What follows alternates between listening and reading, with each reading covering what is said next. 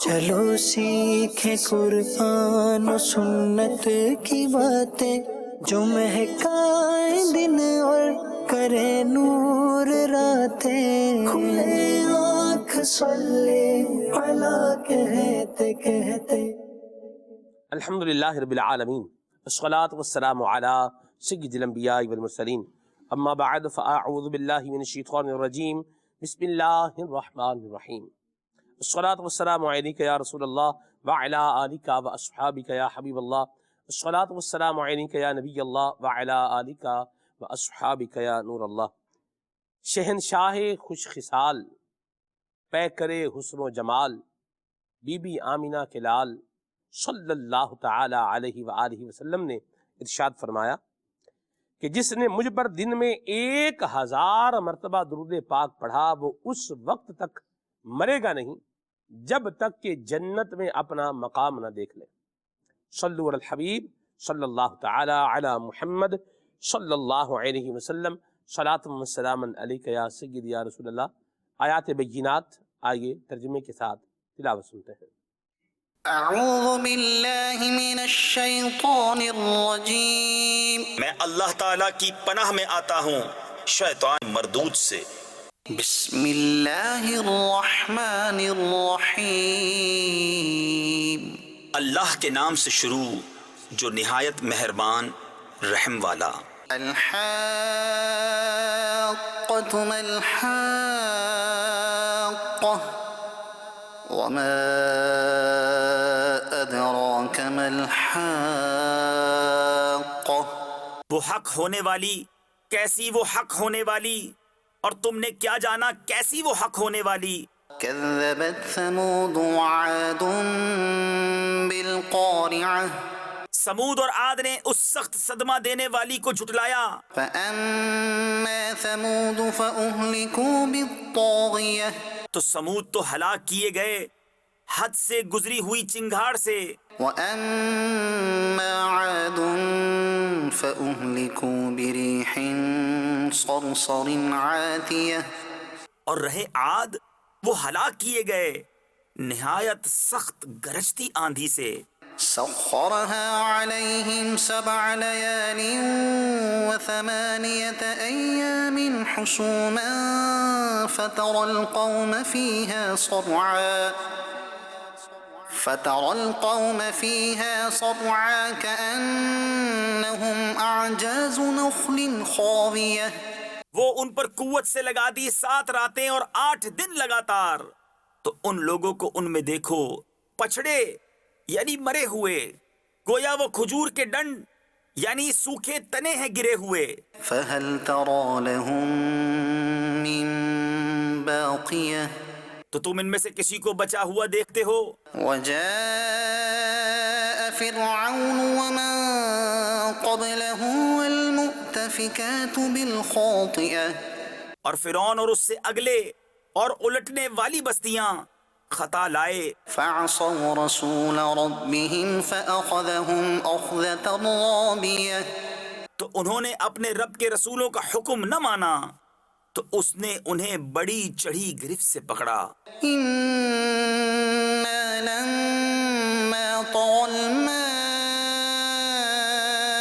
حَمَلْنَاكُمْ فِي الْجَارِيَةِ، بے شک جب پانی نے سر اٹھایا تھا ہم نے تمہیں کشتی میں سوار کیا، لِنَجْعَلَهَا لَكُمْ تَذْكِرَةً وَتَعِيَهَا أُذُنٌ وَاعِيَةٌ، کہ اسے تمہارے لیے یادگار کریں اور اسے محفوظ رکھے وہ کان کے سن کر محفوظ رکھتا ہو۔ فَإِذَا نُفِخَ فِي الصُّورِ نَفْخَةٌ وَاحِدَةٌ، پھر جب سور پھونک دیا جائے ایک دم، وَحُمِلَتِ الْأَرْضُ وَالْجِبَالُ فَدُكَّتَا دَكَّةً وَاحِدَةً، اور زمین اور پہاڑ اٹھا کر دفعتاً چورا کر دیے جائیں۔ فَيَوْمَئِذٍ وَقَعَتِ الْوَاقِعَةُ، وہ دن ہو کہ ہو پڑے گی وہ ہونے والی۔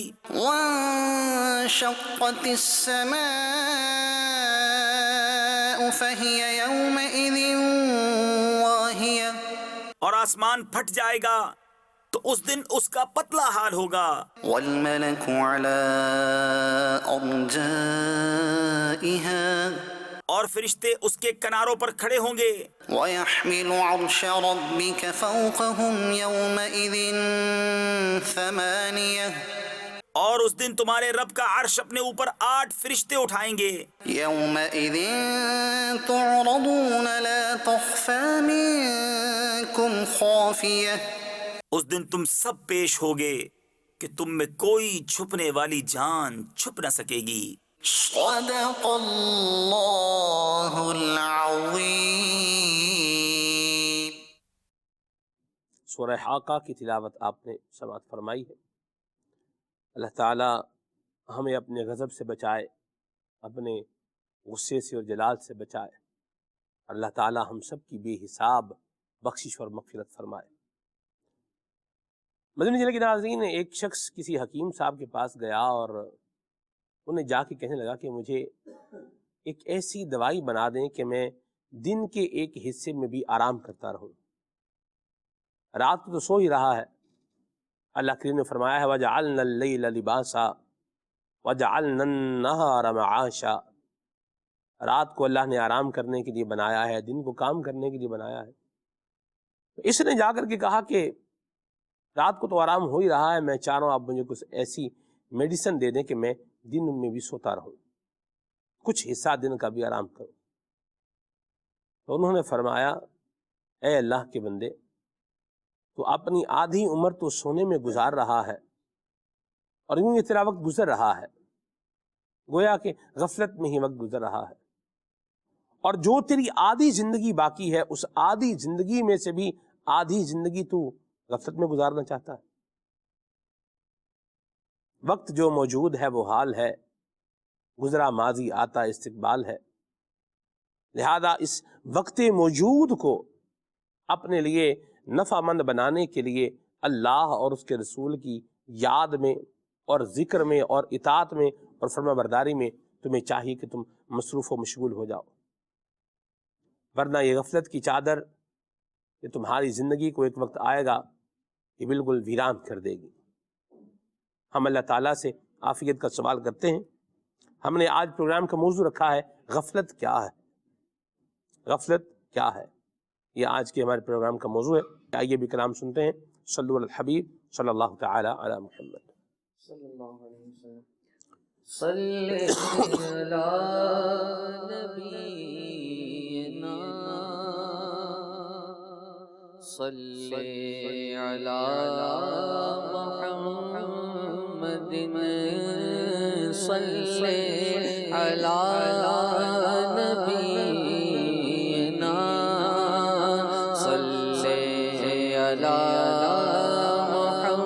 محمد صلی علی شفیعنا صلی علی محمد صلی علی شفیعنا صلی علی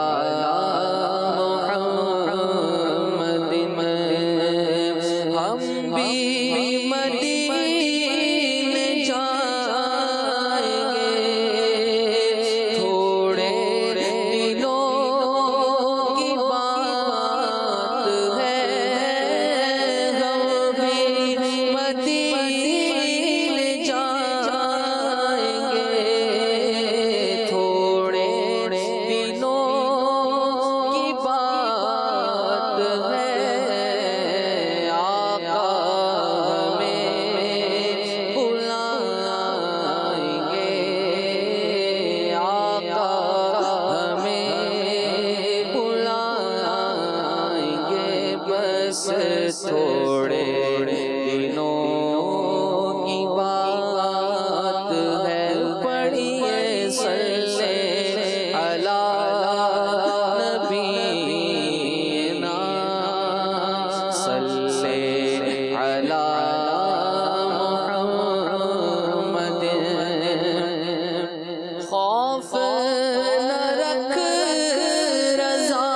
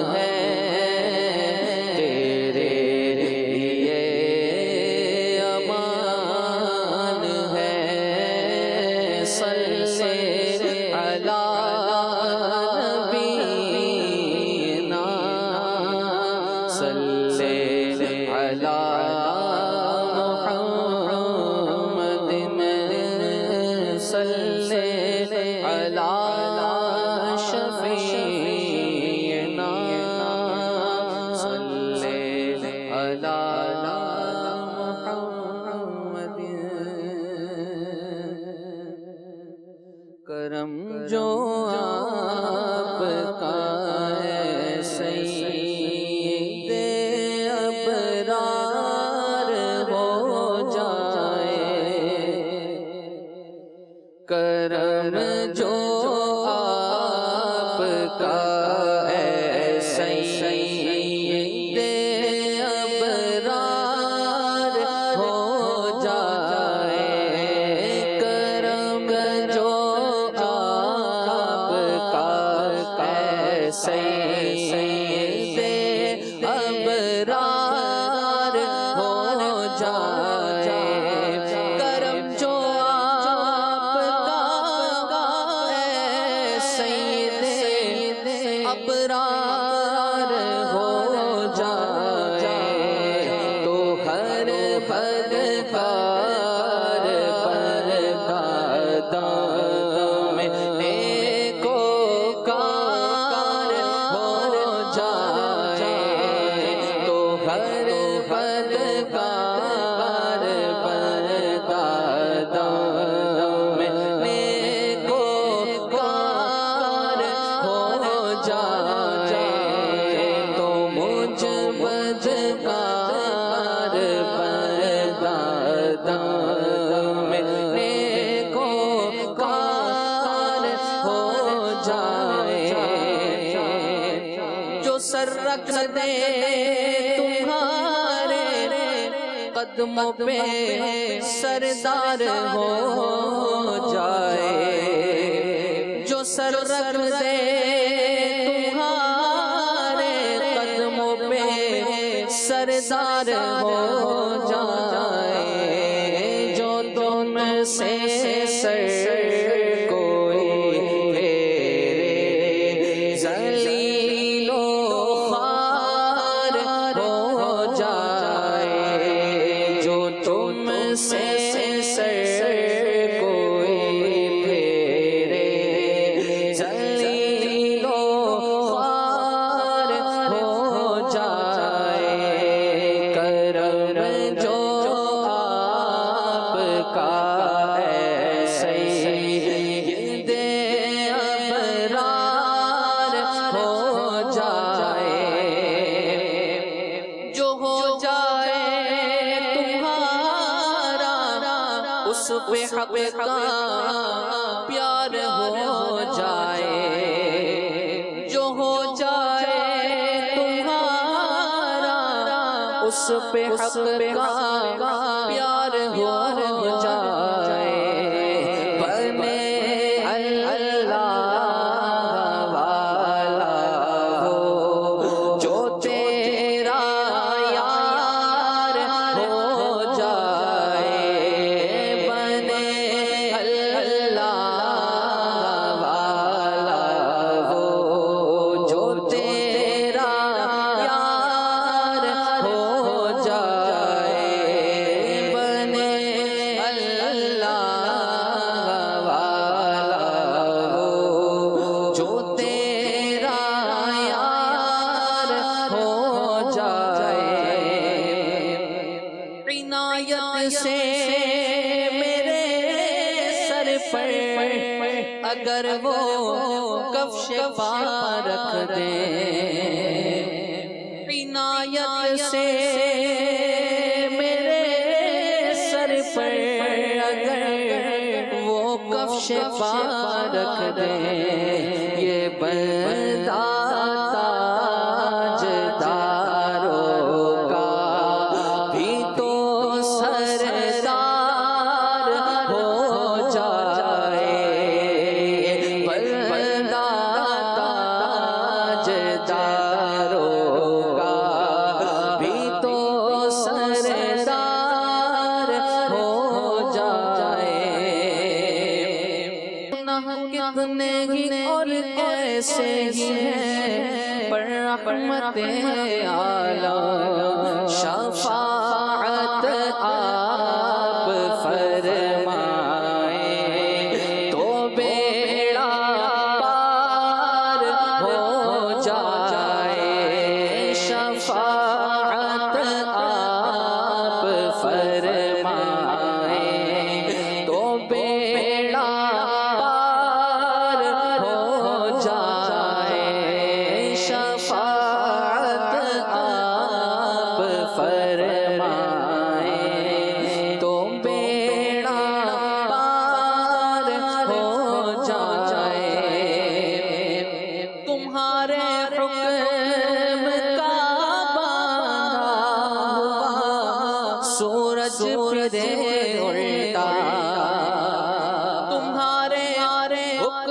کا بنا ہوا سورج پھرے الٹا جو تم چاہو کہ شب دن ہو ابھی سرکار ہو جائے جو تم چاہو کہ شب دن ہو ابھی سرکار ہو جائے جو تم چاہو کہ شب دن ہو ابھی سرکار ہو جائے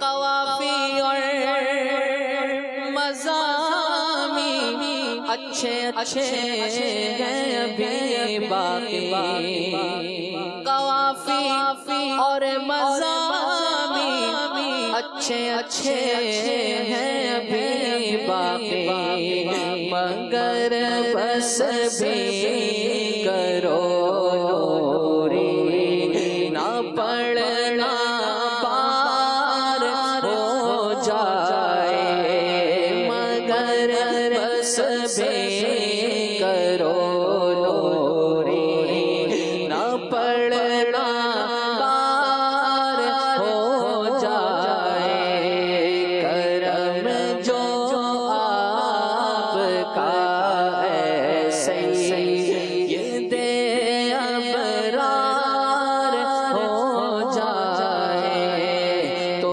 ہر بدکار بندہ میں کو کار ہو جائے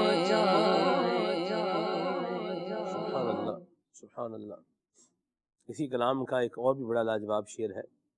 کیا زبردست کلام لکھا ہے حضرت مفتی اعظم ہند رحمۃ اللہ علیہ نے کہ تلا تم کیسا ہی تم کیسا ہی کچھ ہے مگر اے نا خدائے من اشارہ آپ فرما دیں تو بیڑا پار ہو جائے اشارہ آپ فرما دیں تو بیڑا پار ہو جائے جو ڈوبا چاہتا ہے وہ تو ہے ڈوبا ہوا بیڑا جو ڈوبا چاہتا ہے وہ تو ہے ڈوبا ہوا بیڑا ارے اشارہ آپ کا پائے تو مولا پار ہو جائے اشارہ آپ کا پائے تو مولا پار ہو جائے کرم جو آپ کا ایسے یہ دے ابرار ہو جائے. ایک اور بڑا پیارا شعر ہے اس کلام کا. تیری رحمت کے قبضے میں ہے پیارے قلب ماہیت. قلب ماہیت کہتے ہیں کسی شے کی حقیقت کو تبدیل کر دینا. حقائق الاشیاء تبدیل نہیں ہوتے. جو چیز کی حقیقت ہے وہ تبدیل نہیں ہوتی. جیسے حیوانوں میں جانوروں میں شیر ہے، اس کی حقیقت ہے حیوان مفترس، چیر پھاڑ کرنے والا جانور، تو یہ حیوان مفترس ہی رہے گا. حقائق الاشیاء تبدیل نہیں ہوتے. کتا ہے، اس کی حقیقت ہے حیوان نابہ. گدھا ہے، اس کی حقیقت ہے حیوان ناہک. یہ گائے بھینس ہے، اس کی حقیقت ہے حیوان ذو خوار. تو اس طرح جو حقائق، جو چیزوں کے حقائق ہیں، انسان کی حقیقت ہے حیوان ناطق. منطق میں آپ جب پڑھتے ہیں حقائق الاشیاء تو اس میں آپ کو چیزیں معلوم ہوتی ہیں. تو حقیقت کسی شے کی ہم بولیں کہ ہم بدل دیں تو وہ نہیں بدل سکتے.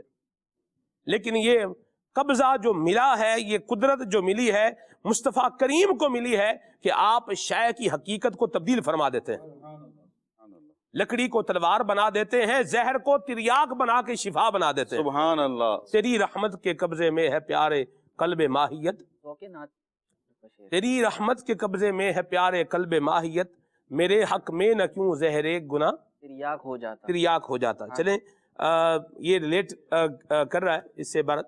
اللہ تعالیٰ ہمیں نبی پاک صلی اللہ علیہ وسلم کی نگاہ عنایت نصیب فرمائے، تو اور اللہ پاک ہمیں نبی کریم صلی اللہ تعالیٰ علیہ وآلہ وسلم کی تعریف اور توصیف کرتے رہنے کی سعادت نصیب فرمائے، اور اللہ حضور کی شفاعت ہم سب کو عطا فرمائے۔ آمین۔ حضور آپ چاہیں تو کچھ نہیں مشکل، سمٹ کے فاصلہ یہ چند گام ہو جائے، فاصلے سمٹ جاتے ہیں۔ اللہ پاک نے بڑی مہربانی فرمائی ہے، احادیث مبارکہ کا ذخیرہ اگر بندہ اٹھائے مطالعہ کرے تو فاصلے جب اللہ سمیٹنے پر آتا ہے تو بندہ چند ہی قدم چلا ہوتا ہے، چند ہی قدم چلا ہوتا ہے۔ نیکوں کی بستی کا قصد کر کے ارادہ کر کے چلا تھا، توبہ کرے گا اور ان کے ساتھ باقی زندگی وہاں گزارے گا، چلا ہی تھا، تھوڑا ہی چلا تھا، اللہ نے زمین کیا کر دی؟ سمیٹ دی۔ دوسری طرف فاصلہ زیادہ ہو گیا، یہاں فاصلہ کیا ہو گیا؟ کم ہو گیا۔ تو یہ اللہ تعالیٰ کی رحمت سے، اس کے کرم سے، اس کے فضل سے یہ کام، یہ مشکل نہیں ہے، اللہ کے محبوب یہ کام کر لیتے ہیں۔ طیب الارض، زمین لپیٹ دینا، جی ہاں، یہ ایک پورا باب ہے صلحاء کا، اور اللہ تبارک و تعالیٰ کے پرہیزگار اور نیک بندوں کی زندگی میں یہ بھی ایک چیز ملتی ہے۔ تو بہرحال یہ ایک جو ہے وہ علمی بات بھی ہے، تو اس کو انشاءاللہ ہم پھر کبھی کسی عنوان پر جو ہے وہ کریں گے۔ پروگرام کی موضوع کی طرف آتے ہیں، غفلت کیا ہے؟ کیا ہے غفلت راشد بھائی؟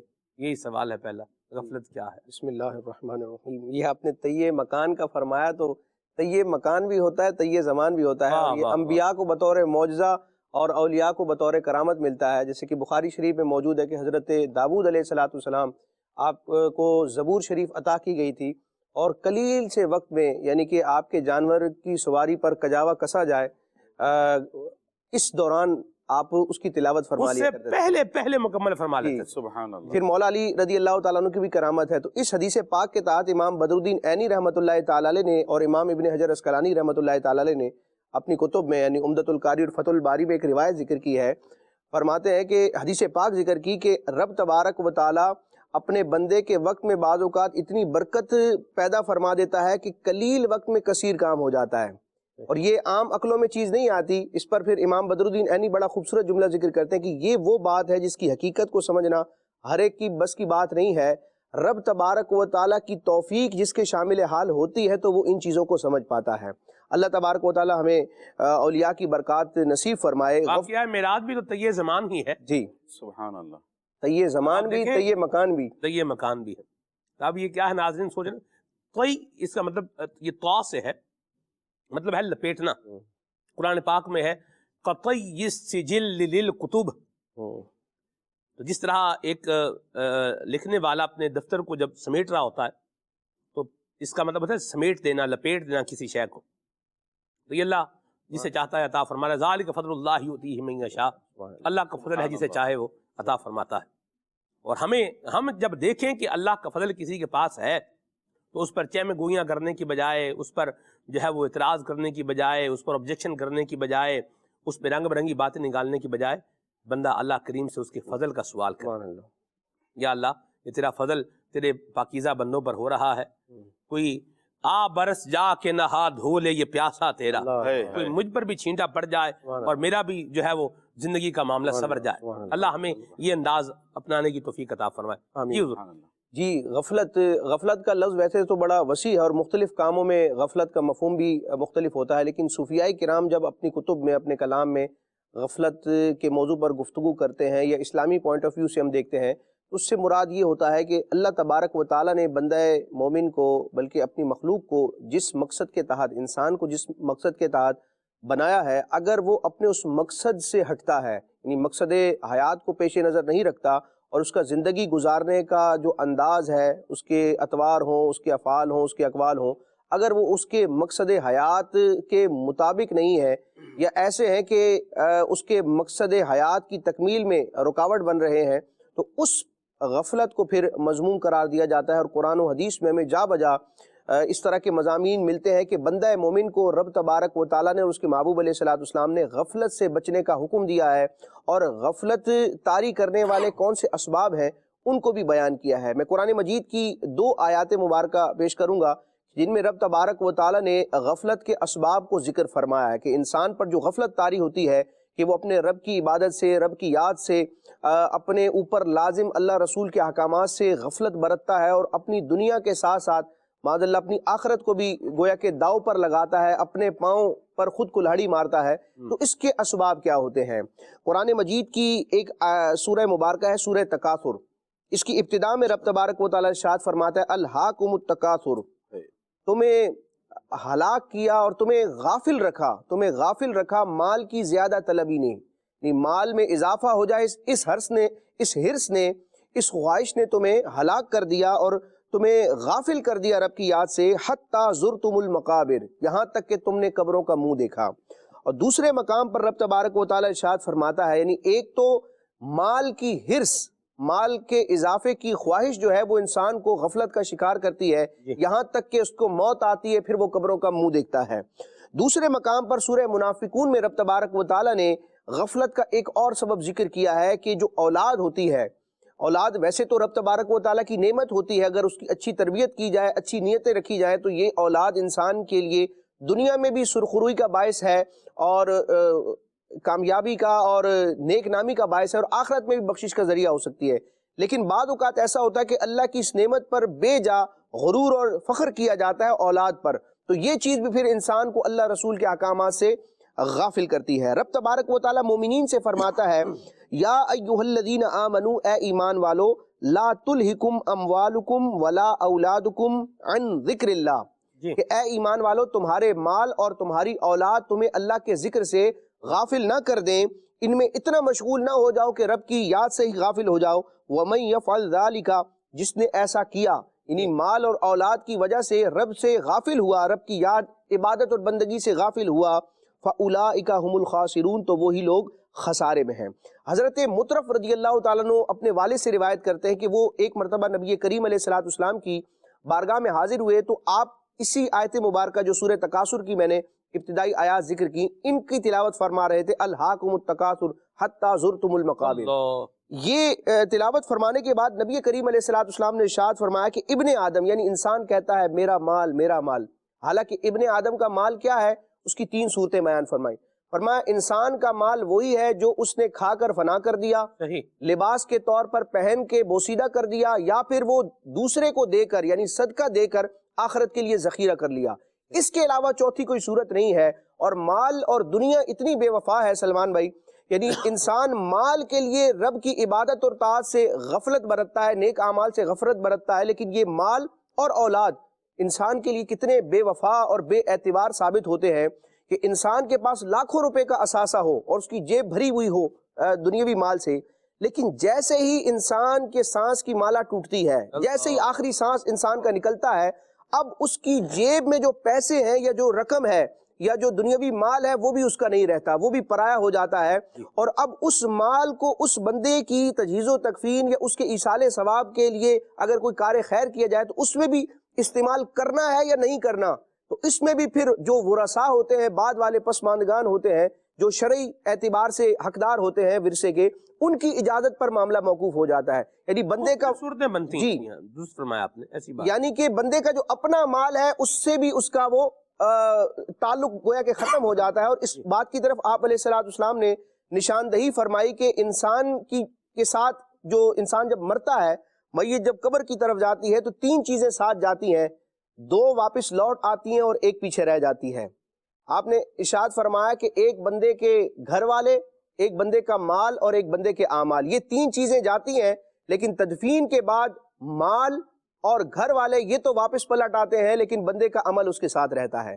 تو اب ہمیں یہ دیکھنا ہے بندہ مومن ہونے کے ناطے کہ سانس ختم ہوئی تو بظاہر دنیا سے ہمارا تعلق ختم ہوا، لیکن آگے کی زندگی باقی ہے، انسان مر کر فنا نہیں ہوتا، اس کی روح باقی ہے، اور برزخ کا معاملہ ہے، پھر حشر کا معاملہ ہے، آگے بہت ساری منازل ہیں، یعنی نہ ختم ہونے والا ایک گویا کہ زمانہ موجود ہے۔ تو اس وقت میں کہ جب کوئی کام نہیں آئے گا، ایک چیز کام آئے گی، رب تبارک و تعالیٰ کی رحمت سے جو نیک اعمال ہوں گے وہ کام آئیں گے۔ تو ہمارے مرنے کے بعد ہمارے گھر والے اور ہمارا مال ہمیں کام نہیں آئے گا، ہمارے نیک اعمال کام آئیں گے۔ تو اب گھر والوں کے جو حقوق ہیں جو شریعت نے لازم کیے ہیں ان کی ادائیگی تو کرنی ہے۔ معاذ اللہ اس کا مطلب یہ نہیں ہے کہ گھر والوں کو بے آسرا چھوڑ دیا جائے، ان کے جو حقوق لازم ہے ان کو تو ادا کرنا ہے، اور اس پر بھی اللہ تبارک و تعالیٰ بندے کو اجر و ثواب عطا فرماتا ہے۔ مال کما کر اس کا حق ادا کرنا، یعنی زکوٰۃ یا جو بھی شرعی حقوق لازم ہے ان کی اگر ادائیگی کی جائے تو مال کمانا بھی مذموم نہیں ہے، لیکن گھر والوں میں اور مال میں اتنا مشغول ہو جانا کہ بندہ اپنی آخرت سے غافل ہو جائے تو یہ مذموم ہے۔ اللہ تبارک و تعالیٰ ہمیں ایسی غفلت سے محفوظ رکھے۔ امام اہل سنت نے اپنے کلام میں بڑے خوبصورت انداز میں اس بات کو بیان کیا کہ دنیا کتنی بے اعتبار ہے۔ آپ فرماتے ہیں شہد دکھائے زہر پلائے، قاتل ڈائن شوہر کش، اس مردار پہ کیا للچایا، دنیا دیکھی بھالی ہے۔ بظاہر دنیا کی محبت بھی اور دنیا کا مال بھی بڑا خوب لگتا ہے، لیکن اس کا انجام بڑا بھیانک ہوتا ہے۔ اللہ تبارک و تعالی ہمیں ایسی غفلت سے بچنے کی توفیق عطا فرمائے۔ آمین۔ مجھے کیسے پتہ چلے گا غلام الیاس بھائی کہ میں غفلت کا شکار ہوں یا نہیں ہوں؟ بسم اللہ الرحمن الرحیم۔ بہت اچھا سوال آپ نے کیا سلمان بھائی، اور جو بات راشد بھائی نے کی یہ بھی بہت زیادہ ضروری ہے، اس پہ ہم انشاءاللہ گفتگو کریں گے۔ مجھے کیسے پتہ لگے کہ میں غفلت کا شکار ہوں یا کہ نہیں؟ تو سب سے پہلے بندہ جو ایک مسلمان ہے وہ ایک اپنے مقصد حیات پر غور کرے کہ اللہ پاک نے اسے کس لیے اس دنیا میں بھیجا ہے۔ وما خلقت الجن والانس الا لیعبدون، کہ ہم نے جن و انس کو اپنی عبادت کے لیے پیدا کیا۔ اب اللہ پاک کی عبادت کرنے میں اگر اسے کوئی چیز رکاوٹ آتی ہے تو وہ غفلت کا شکار ہے۔ اب اللہ پاک کی عبادت جو دین اسلام نے، شریعت نے اس بندے پر چیزیں فرض کی ہیں، احکام نافذ کیے ہیں، اس کے اوپر فرائض ہیں، واجبات ہیں، اگر وہ اس کی ادائیگی میں کوتاہی کا شکار کر رہا ہے تو وہ غفلت کا شکار ہے، بالکل وہ اپنے آپ کو دیکھ سکتا ہے۔ اور اس میں سب سے بڑھ کر اگر ہم غور کریں، جس طرح انہوں نے قرآن پاک کی آیت بھی پڑھی، تفسیر بھی بیان کی، تو اس میں غفلت کے اندر سلمان بھائی یہی سب سے پہلے آتا ہے کہ بندہ بعض دفعہ دنیا کے اندر اتنا مگن ہو جاتا ہے کہ وہ اپنی نمازوں کو بھی چھوڑ دیتا ہے، دنیا کے معاملات میں اتنا اپنے بچوں کے ساتھ، گھر والوں کے ساتھ، اہل و عیال کے ساتھ اتنا مگن ہو جاتا ہے کہ وہ شرعی احکام کو پس پش ڈال دیتا ہے، اور اپنی موت کو وہ بھلا بیٹھتا ہے، موت کو وہ بھول جاتا ہے، جبکہ موت کا آنا برحق ہے۔ سب سے بڑھ کر اگر مثال لی جائے، کیونکہ موت کا تو پتہ ہی نہیں ہے نا، کب یہ جو سانس چل رہی ہے کب یہ بند ہو جائے، کچھ بندے کو پتہ ہی نہیں ہے۔ ایک مشہور ایک واقعہ ہے، وقت مقرر ہے لیکن پتہ نہیں ہے، پتہ نہیں ہے یہ کب نا موت آ جائے۔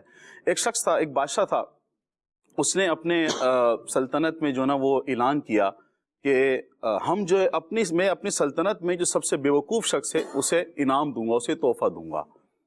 پھر کیا ہوا کہ اس میں پورے میں اعلان ہوا اور لوگ آنے لگے، ان کے مختلف ٹیسٹ، گفتگو کی گئی، بات چیت کی گئی، تو اس میں سے ایک بندہ نومینیٹ ہوا کہ بھئی یہ جو ہے نا اس سلطنت کا سب سے بیوقوف شخص ہے، اور اسے ہار پہنا دیا گیا کہ بھئی یہ جو سلطنت کا بیوقوف شخص ہے۔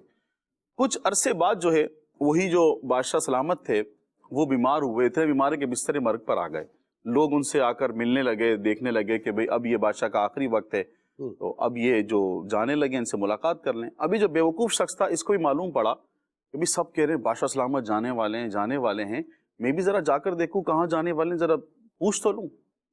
اب جب یہ جاتا ہے، جا کر بادشاہ سے پوچھتا ہے بادشاہ سلامت کہاں کا ارادہ ہے؟ سب کہہ رہے ہیں آپ جانے والے ہیں۔ تو کہنے لگا میں ایسی جگہ جانے والا ہوں کہ وہاں سے پھر لوٹ کر واپس کبھی نہیں آنا۔ ابھی جو بیوقوف شخص تھا جس سے یہ ٹائٹل دیا گیا تھا، اب یہ اپنے جو جہاں بادشاہ آرام کر رہا تھا، اب یہ پورے کمرے میں دیکھنے لگا، کہا بادشاہ سلامت آپ جب دنیا میں سفر کرتے ہیں، اب جب دیکھنے لگا تو بادشاہ نے پوچھا کیا دیکھ رہے ہو، کیا ڈھونڈ رہے ہو؟ تو کہنے لگا وہ بیوقوف شخص کہنے لگا کہ بادشاہ سلامت میں دیکھتا ہوں کہ آپ جب دنیا میں کچھ عرصے کے لیے، اب جب یہاں سفر کرتے ہیں کچھ ٹائم کے لیے، کچھ وقت کے لیے، کچھ دنوں کے لیے، کچھ ہفتوں کے لیے، تو میں دیکھتا ہوں کہ آپ کے ساتھ اتنا سارا سامان ہوتا ہے، آپ وہ سامان اپنے ساتھ لے کر جاتے ہیں، وہاں جا کر آپ کا کیمپ لگتا ہے، آپ کے کھانے کے معاملات، دیگر معاملات، بہت سارا سامان آپ پیک کر کے لے کے جاتے ہیں۔ لیکن اب جب کہ آپ اب ایسی جگہ جانے والے ہیں کہ وہاں سے آپ نے واپس لوٹ کے نہیں آنا، تو میں وہ سامان دیکھ رہا ہوں، وہ سامان کہاں ہے؟ بادشاہ نے کہا وہ سامان تو میں نے تو اس کی تیاری کی نہیں، تم نے تو بڑی گہری بات کی ہے، وہ سامان تو میں نے وہ نیک اعمال کیے ہی نہیں ہے کہ اللہ کی بارگاہ میں پیش کر سکوں۔ تو وہ بیوقوف شخص کہنے لگا کہ بادشاہ سلامت اس ہار کے اصل حقدار تو آپ ہیں، اصل حقدار تو آپ جب آپ کو معلوم ہے کہ آپ نے ایسی جگہ جانا ہے کہ وہاں سے واپس لوٹ کر نہیں آنا، تو پھر تو آپ کو وہاں کے لیے زیادہ سامان تیار کرنا چاہیے تھا، نہ کہ دنیا کے لیے۔ تو یہ بھی غفلت کی ایک مثال ہے سلمان بھائی، کہ بعض دفعہ بندہ دنیاوی معاملات میں اتنا مگن ہو جاتا ہے کہ وہ علم دین سے بھی دور ہو جاتا ہے، قرآن کی تلاوت سے دور ہو جاتا ہے، وہ نمازوں سے دور ہو جاتا ہے، وہ فرائض و واجبات کی ادائیگی کے اندر اس سے دور ہوتا چلا جاتا ہے۔ یہ جو سورہ ابھی جو راشد بھائی نے یہاں پر بیان کیا، الہاکم التکاثر، تو اس میں جو آپ نے شروع میں بات کی کہ بعض بندے اولیاء کرام کے اوپر، دیگر ان پر جو ان کی جو کرامات ہوتی ہیں اس پر کلام کرتے ہیں۔ اگر یہاں بھی ہم دیکھیں سلمان بھائی، غفلت ہے، علم دین سیکھنے میں غفلت ہے، کہ جو بندہ علم دین سیکھ لے گا وہ یہ بات ہی نہیں کرے گا۔ اس نے علم دین سیکھنے میں غفلت برتی تو اب اس طرح کے وہ الفاظ اولیاء کرام کے لیے ادا کر رہا ہے کہ بھئی یہ کیا معاملات ہیں، یہ کیسے، یہ تو ممکن ہی نہیں ہے، تو عقل میں ہی نہیں آتے۔ اسی طریقے سے ایک بزرگ فرماتے ہیں کہ ایک مرتبہ انہوں نے دیکھا کہ ایک بچہ تھا کہ وہ ایک مدرسے کے باہر کھڑا ہو کر رو رہا ہے۔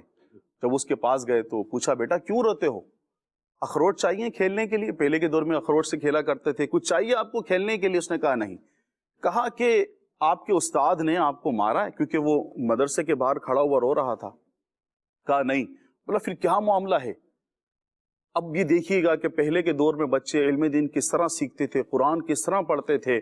اب اس نے کہا کہ آج میرے استاد نے مجھے سبق پڑھایا ہے، الہاکم التکاثر حتی زرتم المقابر کلا سوف تعلمون۔ تو اب میں یہ آیت پڑھ رہا ہوں اور یہ آیت کو پڑھ پڑھ کے میں رو رہا ہوں، یعنی کہ خوف خدا سے بچہ رو رہا ہے۔ تو آگے سے بزرگ نے کہا، بیٹا ابھی تو آپ نے اس کی اگلی آیت سنی نہیں، اگلی آیت پڑھی نہیں، وہ میں آپ کو سنا دیتا ہوں۔ اور بزرگ رحمت اللہ تعالی علیہ نے سورہ تکاثر پوری ان کو پڑھ کر سنا دی۔ جیسے ہی اس بچے نے پوری سورہ سنی، الہاکم التکاثر، ہلاک کر دیا تمہیں مال کی زیادہ طلبی نے، حتی زرتم المقابر، یہاں تک کہ تم نے قبروں کا منہ دیکھا۔ کلا سوف تعلمون، ہاں ہاں ضرور عن قریب تم جان جاؤ گے۔ ثم کلا سوف تعلمون، ہاں ہاں ضرور عن قریب جو ہے وہ جان جاؤ گے۔ کلا سوف تعلمون علم الیقین، ہاں خبردار عن قریب بالکل یقینی طور پر جان جاؤ گے۔ لترون الجحیم، لترون الجحیم ثم لترونها عین الیقین ثم لتسألن یومئذ عن النعیم۔ جہنم بھی ہوگی اور بندہ اس کو دیکھے گا اور نعمتوں کے بارے میں سوال ہوگا، اکاؤنٹیبل ہے بندہ۔ جی تو جب بزرگ نے پوری سورت بچے کو پڑھ کر سنائی تو خوف خدا سے جب اس نے آیات کو سنا تو اسی وقت ہی اس بچے کی جو ہے وہ پرواز کر گئی، وہ زمین پر گر گیا۔ تو یہ تھا کہ پہلے کے دور کے اندر اس طرح سے چیزوں کو ڈیپلی لے کر پڑھا جاتا تھا، سیکھا جاتا تھا، علم دین کو لیتے تھے۔ لیکن اگر آج ہم غور کریں تو شروع سے ہی علم دین سیکھنے میں، قرآن کو پڑھنے میں، قرآن کو سمجھنے میں بندہ شروع سے ہی وہ غفلت کا شکار نظر آتا ہے۔ تو بندہ جو آپ نے سوال کیا تھا کہ وہ یہی ہے کہ اپنے تمام روزمرہ کے جو اس کے معاملات ہیں اس میں وہ دیکھ لے کہ کہیں اس کی جو تجارت ہے اس کو نماز سے تو نہیں روک رہی۔ فی نفسی ہی تجارت کرنا تو بہت اچھی بات ہے، لیکن کیا اس کی تجارت اس کو نماز سے تو نہیں روک رہی، اس کو صلہ رحمی کرنے سے تو نہیں روک رہی، اس کو قرآن پاک کی تلاوت کرنے سے اس کی جو کام ہے وہ نہیں روک رہا، اس کی جو جاب ہے اس کو اچھے اعمال کرنے سے، نیک اعمال کرنے سے تو نہیں روک رہا۔ اگر اس طرح وہ غور کرے گا تو بہت ساری چیزیں اس کے سامنے آ جائیں گی جس سے بندہ یہ حساب لگا سکتا ہے، دیکھ سکتا ہے کہ میں غفلت کا شکار ہوں کہ نہیں ہوں۔ امیر سنت کا شعر ہے نا، حضور کی بارگاہ میں استغاثہ کیا ہے، لگا تکیا گناہوں کا پڑا، دن رات سوتا ہوں، مجھے اب خواب غفلت سے جگا دو یا رسول اللہ، مجھے اب خواب غفلت سے جگا دو یا رسول اللہ۔ اللہ ہمیں اس غفلت سے بچائے، آمین آمین۔ یہ پردہ جب انسان کی عقل پر پڑ جاتا ہے تو پھر بھی معاملہ بڑا گھمبیر ہو جاتا ہے۔ ہم اللہ تعالیٰ سے عافیت کا سوال کرتے ہیں، اس کے کرم کا سوال کرتے ہیں، اور اللہ تعالیٰ ہمیں غفلت سے بچائے اور اپنی اطاعت اور فرمانبرداری کرنے کی توفیق عطا فرمائے۔ یہاں پر جو غلام الیاس مدنی بھائی نے جو ارشاد فرمایا اور جو بتایا کہ بندہ کہتا ہے ٹائم نہیں ہے، تجارت کی وجہ سے ٹائم نہیں ہے، بزنس ہے ٹائم نہیں ہے، یا اپنا کریکٹر بلڈنگ میں لگا ہوا ہے تو کیا ہے ٹائم نہیں ہے۔ ٹائم نہیں، عبادت تو کیا غلام الیاس بھائی، بندے کے اپنے لیے ٹائم نہیں ہے. اللہ ایسا جو ہے یہ پھنس گیا ہے اسکیجول کے اندر، دوائی کھانے کا ٹائم نہیں ہے، کھانا کھانے کا ٹائم نہیں ہے، اولاد کے لیے ٹائم نہیں ہے، گھر کا فیملی کا کوئی جو ہے وہ معاملہ ہے، وہاں پر جانا ہے، شرکت کرنی ہے، کوئی تقریب ہے، تو کیا ہے؟ ٹائم نہیں ہے. اب آپ دیکھیں، ٹائم اپنے لیے بھی ٹائم نہیں ہے، اولاد کے لیے بھی ٹائم نہیں ہے، اور کس کے لیے ٹائم ہے؟ جس چیز کو فوکس بندے نے کر لیا ہے نا، اس کے لیے ٹائم بندہ نکال لیتا. جیسے پروگرام کرنا ہے تو ٹائم ہے یا نہیں ہے، ٹائم کیا کرنا ہے؟ ٹائم نکالنا ہے. ایسا ہی بات. So it's up to you, یہ بندے کے اوپر ہے. ترجیحات کا تعین کرے، تو پھر جب ترجیحات کا تعین کرے گا، پریورٹیز اپنی جو ہے وہ سیٹ کر لے گا، تو پھر اس کو ٹائم اس کے لیے نکالنا یہ بھی اللہ کی رحمت سے کیا ہو جائے گا؟ آسان ہو جائے گا. تو ایسا بھی بندے کو مصروف نہیں ہونا چاہیے کہ عبادت سے بھی جائے اور حقوق اللہ کی ادائیگی سے بھی جائے اور حقوق العباد کی ادائیگی سے بھی کیا کرے جائے. جی. عبدالحبیب بھائی نے جو ہے وہ کسی کے بارے میں بتایا، انہوں نے کہا کہ ہم نے اپنے بچوں کو یوں بڑے ہوتے ہوئے دیکھا ہے. یعنی بچہ ہے تو رات کو جو ہے وہ آئے ہیں، دیکھا بچہ سو رہا ہے، دن کو بچے کے مدرسے جانے کا ٹائم ہے، تو ہمارا سونے کا ٹائم ہے، اور جب جو ہے وہ ہمارا جاگنے کا ٹائم ہے تو بچے کا کیا ہے؟ سونے کا ٹائم ہے. تو یوں دیکھا ہے بچہ پہلے جو ہے چھوٹا تھا، تب بڑا ہوتا جا رہا، 4 پیپر کیا ہے پورا آ رہا ہے، تو یوں بڑے ہوتے بچوں کو دیکھا. سوال یہ ہے کہ یہ اس پر بندہ غور کرے کہ یہ اس میں پازیٹیوٹی ہے یا اس میں نیگیٹیوٹی ہے. وہ جو میری اصل جو شے تھی اس کے لیے تو میں نے کوئی وقت رکھا ہی نہیں، اور پھر جب ایک بڑی تعداد ہے، میں نے راشد بھائی، غلام الیاس بھائی، زید نیاز بھائی، یہ جو ایک چیز آبزرو کی ہے کہ وہ والد جو بیرون ملک جاتے ہیں بالخصوص کمائی کرنے کے، بیرون ملک کی زندگی بہت ٹف زندگی ہے. ایسا ہی بہت ٹف زندگی ہے راشد بھائی. اور اگر میں یوں کہوں کہ بندہ گویا کہ اپنے آپ کو مار کے، اپنی جان گھلا کے پیچھے والوں کے لیے کیا کر رہا ہوتا ہے؟ ایک سہولت پیدا کرنے کی کوشش کر رہا ہوتا ہے. باپ جب واپس آیا، کمائی کرتا رہا، بھیجتا رہا، یہاں جناب کوٹھیاں بن گئیں، گھر بن گئے، مکان بن گئے، بچے نشئی بن گئے. اللہ اکبر. پیسہ بچوں کی جیب میں ہے، اور پیسے کے ساتھ ساتھ جب پیسہ جیب میں ہے اور ذرائع مختلف موجود ہیں، تو ماں کے کنٹرول میں کتنے بیٹا ہے، کتنا ماں کے کنٹرول میں ہوتا ہے؟ جتنا ہوتا ہے اتنا ہی ہوتا ہے. جب تک گھر میں تب تک کنٹرول میں، گھر سے باہر ہے تو پھر کیا ہے؟ باپ کا سایہ سر سے چاہے اٹھا ہوا ہے چاہے مفقود ہے یعنی باپ تو ہے لیکن سایہ سر پہ کیا ہے؟ موجود نہیں ہے. تو پھر اولاد بعض اوقات آگے پیچھے دائیں بائیں، جسے میں نے ایک بات کی، نشے میں لگ گئے. اللہ کی پناہ ہے. تو بہرحال انسان کو چاہیے کہ چیزوں کو اہمیت جتنی امپورٹنس بنتی ہے اتنی ہی دی جائے. زیادہ بڑھائے گا تو پھر کیا ہے؟ یہ نقصان ہی نقصان ہے. اللہ کرے گا یا بڑھائے گا، دونوں طرح سے نقصان ہے. اس میں سلمان بھائی یہاں میں بات کرنا چاہوں گا، ماشاءاللہ آپ نے بہت پیاری بات فرمائی، کہ بعض دفعہ کچھ بندوں میں یہ سوچنا کہ میرے ترجیحات سیٹ کرنے کے لیے اس کو نہیں معلوم ہوتا کہ میری کس چیز کو مجھے ترجیح دینی چاہیے، کس چیز کو میں نے ترجیح نہیں دینی چاہیے. ہر بندہ اپنے آپ کو یہ سمجھتا ہے، اگر میں سوشل میڈیا استعمال کر رہا ہوں تو وہ سمجھتا ہے کہ یار میرا بڑا اہم کام ہے، میں پوری دنیا سے اپڈیٹ رہوں، سب چیزیں مجھے معلومات ہونی چاہیے. تو وہ اب اس کو چھوڑے یا نہ چھوڑے، اب یہ چیز غفلت ہے یا نہیں ہے، بندہ غور کرے. اب اس کے علاوہ اگر وہ بندہ باہر کچھ مطلب کوئی بھی گیم کھیلنے جاتا ہے، کچھ فزیکل ایکٹیویٹی کر رہا ہے، اس میں سوچتا ہے یہ بڑی اہم ہے. دوستوں کی گیدرنگ میں بیٹھ رہا ہے، سوچتا ہے بڑا اہم کام ہے، دوستوں کے ساتھ نہیں بیٹھوں گا تو کس طرح سے مجھے تمام چیزیں مجھے اپڈیٹ ملے گی. اس طرح بہت ساری چیزیں ایسی ہیں کہ جہاں بندہ غفلت میں آ کر گویا کہ وہ اپنے وقت کو ضائع کر رہا ہوتا ہے، وہ اپنے ٹائم کو کل کر رہا ہوتا ہے، اپنے ٹائم کو ختم کر رہا ہوتا ہے، اور وہ سمجھتا ہے کہ یہ میرے لیے بڑا ہی اہم کام ہے، بہت ہی ضروری کام ہے. ایک بندہ جو ہے، ایک بندے نے یہ واقعہ لکھا سلمان بھائی، کہتا ہے کہ صبح کا وقت تھا، جیسے ابھی صبح کا وقت ہے، کہتے ہیں کہ میں جو اپنی گاڑی میں بیٹھا ہوا تھا اور آگے جو ریلوے کا جو ایک پھاٹک ہوتا ہے نا، جب ٹرین گزرتی وہ بند کر دیا جاتا ہے، وہ بند تھا. تو گاڑیوں کی لمبی लंबी लाइनें लगी हुई थी, कतारें लगी हुई थी। वो कहता है कि उसके अंदर डॉक्टर भी था, उसके अंदर इंजीनियर भी था, उसमें वकील भी था, उसमें स्कूल के बच्चे भी थे, एम्बुलेंस भी थी, सब लोग लाइन से लगे हुए थे। कहते हैं मैंने इतने में देखा कि एक बंदा जो है ना वो साइकिल पर आया, बड़ी स्पीड के अंदर वो आया है और वो आगे गया है, वो जो रेलवे का वो था फाटक, उसने उसके नीचे से साइकिल डाली है, खुद भी नीचे से गुजरा है और वो क्रॉस करने की कोशिश कर रहा है, बिल्कुल ट्रेन आने वाली है। वो शख्स कहता है जब मैंने उस शख्स की हालत देखी तो मैं बड़ा परेशान हुआ, पता नहीं इस बंदे को क्या मजबूरी है, क्या परेशानी है कि ये इतनी जल्दी में जा रहा है।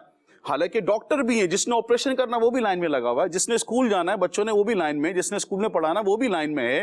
एक रीजन है कि भी आगे फाटक बंद है जी। लेकिन वो बंदा जो ना रेलवे की जो लाइन थी वो क्रॉस करने लगा।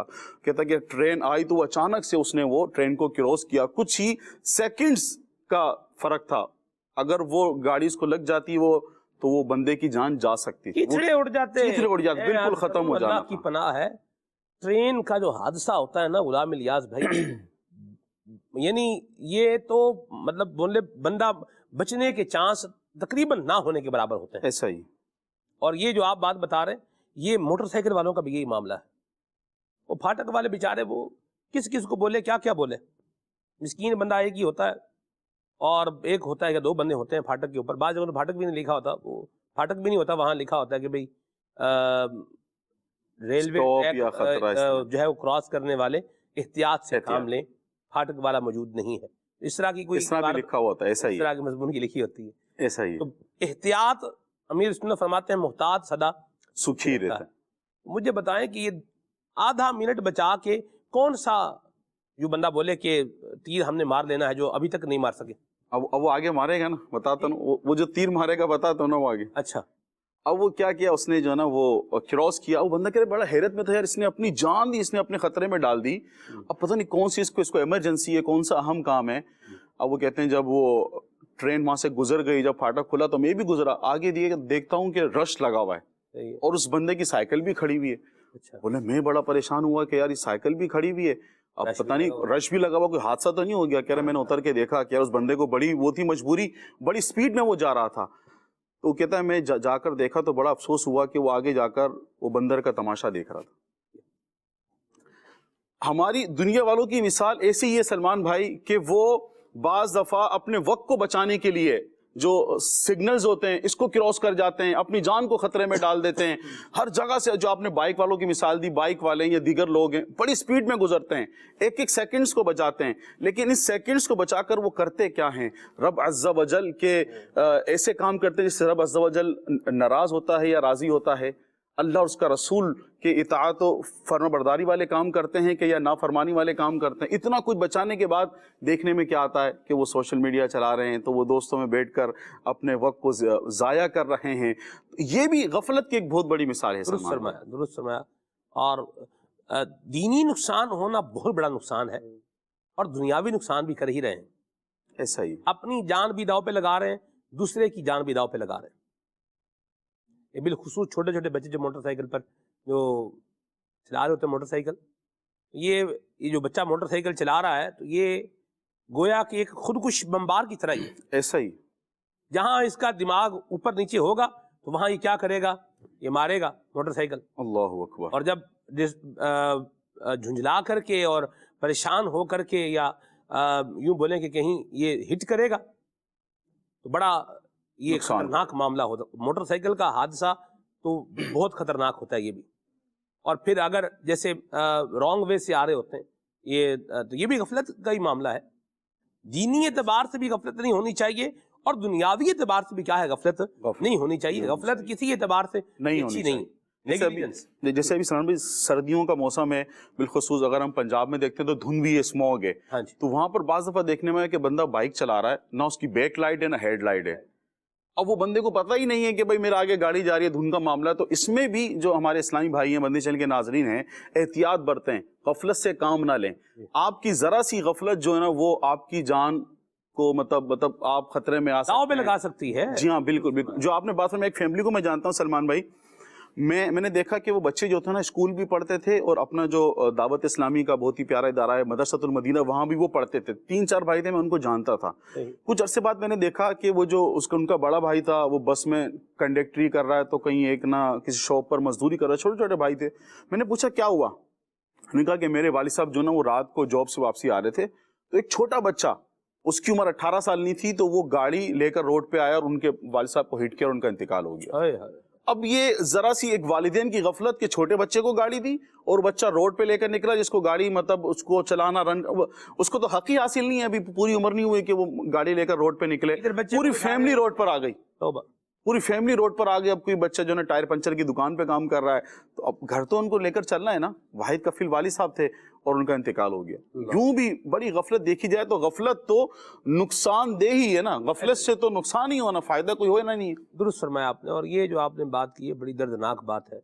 ابھی آپ نے بتایا کہ کسی ہٹ کر دیا, اور اس طرح سے ماں باپ بعض کا جن کے پاس گاڑیاں ہیں, 4 ویل ہیں, کاریں ہیں, تو وہ اپنے بچے کو وہ اسٹیئرنگ کے اوپر جو ہے نا وہ بٹھاتے ہیں, اور پھر بچہ جب اسٹیئرنگ ہلاتا ہے تو بڑے خوش ہو رہے ہوتے ہیں, واہ بھی کیا بات ہے, گاڑی چلانی آ گئی, گاڑی چلانی بچے نے, گاڑی چلانی بچے کو آ رہی ہے.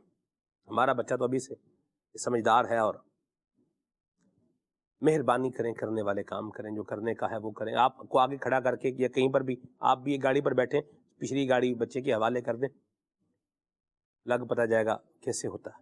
یہ کوئی بھی نہیں چاہے گا کہ ہم ایسے انٹرینڈ بچے کے ساتھ جو ہے نا وہ سفر کریں. آپ ہائی وے کے اوپر یا کہیں بھی جا رہے ہیں, جو کام ہے ایک تو وہ سیکھ کر کیا جائے. طریقے ڈرائیونگ ہے, ڈرائیونگ کے معاملے میں یہ ہمارا ایک من حیث القوم اگر دیکھا جائے تو یہ ہماری ایک یہ خامی ہے ہماری کہ ڈرائیونگ سیکھنے والے لوگ غلام الیاس بھائی کم ہیں.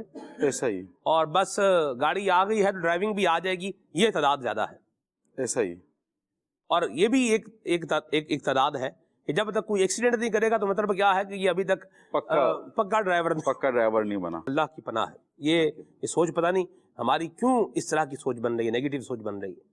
تو سیکھ کر کام کریں, طریقے کے ساتھ کریں, سلیقے کے ساتھ کریں, اور قانون کے مطابق کریں. قانون کے مطابق کریں. یہ بڑی اہم بات میں عرض کر رہا ہوں, قانون کے مطابق کریں. چھوٹے بچوں کو گاڑیاں دے دینا, یہ جاؤ دودھ لے آؤ, دہی لے آؤ, صبح ناشتہ لے آؤ, یہ کر دو وہ کر دو, تو اس کے بھی بڑے جو ہے نقصانات ہو سکتے ہیں. تو اللہ تبارک و تعالیٰ ہمیں عافیت عطا فرمائے. جو خود کرنے کا کام ہے بندے کو خود کرنا چاہیے, اور بچوں کو بالخصوص موٹر سائیکل حوالے کرنے کے حوالے سے ماں باپ کو احتیاط کرنی چاہیے. ہم نے ایسے لوگ بھی راشد بھائی موٹر سائیکل جاتے دیکھے ہیں, بچے ایسے کہ جن کے پاؤں زمین پہ ہی نہیں لگ رہے, اور بچہ کیا کر رہا ہے, وہ بائک چلا موٹر سائیکل چلا رہا ہے. وہ تو بعض اوقات اپنے تو یا اللہ خیر یا اللہ خیر کہہ کے جو ہے نا وہ سفر کر رہے ہوتے ہیں, روڈ پہ نکلے ہوئے ہیں اور موٹر سائیکل والوں کا حال دیکھ رہے ہیں, اور دل میں کیا کہہ رہے ہیں, یا اللہ خیر یا اللہ خیر, اللہ خیر سے کرے یہ اپنے گھر کو پہنچ جائے اور ان کے شر سے دوسرے بھی بچ جائیں. تو اس نے نقصان اٹھانا ہے, لیکن اپنے ساتھ پھر وہ کئی لوگوں کو نقصان ساتھ میں پہنچاتا ہے. غفلت چاہے وہ دینی ہو یا دنیاوی ہو, نقصان اس سے ہونا ہی. گویا کہ ہم یہ دیکھ لیں تو یہ دنیاوی مثال ہے غفلت کی, کہ بندہ اصولوں کو فالو نہ کرے اور جو ایک کام سیکھ کر اسے کرنا چاہیے وہ نہیں کر رہا. مزاج کا اور سوچ کا بڑا مسئلہ ہے غلام الیاس بھائی. جہاں پر ہمیں پتا ہے کہ ہمیں یہ کام کرنا ہے وہاں ہم نے وہی کام کرنا ہے. یعنی ہم نے لوگوں کو دیکھا ہے, یعنی یہاں اپنے ملک میں ایئرپورٹ پر بھی دیکھا ہے اور اپنے ملک کے باہر ایئرپورٹ پر بھی جو ہے وہ دیکھا ہے. تو بالکل صورتحال کیا ہوتی ہے, تبدیل ہوتی ہے. تو یہ ہمارا پیارا ملک پاکستان ہے, تو اس کو ہم نے بہترین بنانا ہے. تو جو رولز ہیں, جو اصول ہیں, جو ضابطے ہیں, جو قاعدے ہیں, جو قانون ہیں, ان پر کیا کرنا ہے, عمل کرنا ہے, پورا کرنا ہے. اسی طرح ایک جگہ پر یہ ابھی یہ سفر کی میں آپ کو بات بتاؤں, سفر مدینہ کی. تو آپ جب ایئرپورٹ پر جاتے ہیں تو انہوں نے ایک وہ پٹی سی لگائی ہوتی ہے, رستہ یعنی بنایا ہوتا ہے رش کو کور کرنے کے لیے. وہ ان کا طریقہ کار, یعنی وہ زگ زیگ ہوتا ہے, تو کیا ہوتا ہے کہ رش جو ہے وہ کور ہو جاتا ہے. ادھر کسی نے کیا کیا, اچھا وہ ہوتا مینول سسٹم ہی ہے کہ آپ وہ اس کو اگر اس کو نکالیں گے, اس پٹی کو نکالیں گے تو آپ اس کو کراس بھی کر سکتے ہیں, نیچے سے بھی جا سکتے ہیں اور اس کو نکال کے جا کے دوسری طرف سے کر دیں. تو یوں ہی کیا ایک بندے نے جو ہے نا وہ یوں ہی کیا اور اس کے بعد وہ جو پٹی سے نا اس کو وہ لگا رہے تھے اور اس کے اوپر زور زور سے ہاتھ مارتے اور مجھے لگ رہا تھا کہ یہ کیا ہو جائے گی، یہ توڑ دیں گے۔ میں نے کہا آپ مہربانی فرمائیں۔ بعد میں نے پھر اس کو کیا کر دیا، اس کو ٹھیک کر دیا۔ اچھا اب وہ دیکھ لیا، جو دیکھ رہے تھے وہ دیکھ رہے تھے کہ بھئی یہ کر کے یوں کر کے گزر کے آئے، انہوں نے بھی آ کے کہا ادھر پیچھے لائن میں لگ کے، تو یہ بھی کام جو ہے وہ ہو جاتا ہے۔ تو بہرحال بندے کو چاہیے کہ رول فالو کرے، طریقے سلیقے کے مطابق چلے، غفلت سے اپنے آپ کو بچائے، اور بندے کو چاہیے جلدی ہی کرنے تو نیکیاں بندہ کرنے کی طرف اپنا جو ہے وہ قدم بڑھائے، قدم یہاں جو ہے وہ چلائے کہ نیکیاں کرنے والا بن جائے، اور وہ کام کرے جس سے اس کی عزت کی حفاظت رہے اور اس کی صحت کی حفاظت رہے، اس کی جان کی بھی حفاظت رہے اور دوسروں کی بھی کیا رہے، حفاظت رہے۔ آگے چلتے ہیں، کال لیتے ہیں۔ بلال اتاری وہاں بچرمی والی سے عرض کر رہا ہوں، ناصران اسلامی بھائی سے عرض ہے یہ والا کلام سنا دیں۔ سرور کہوں کہ مالک و مولا کہوں تجھے۔ مرحبا، ماشاءاللہ جی۔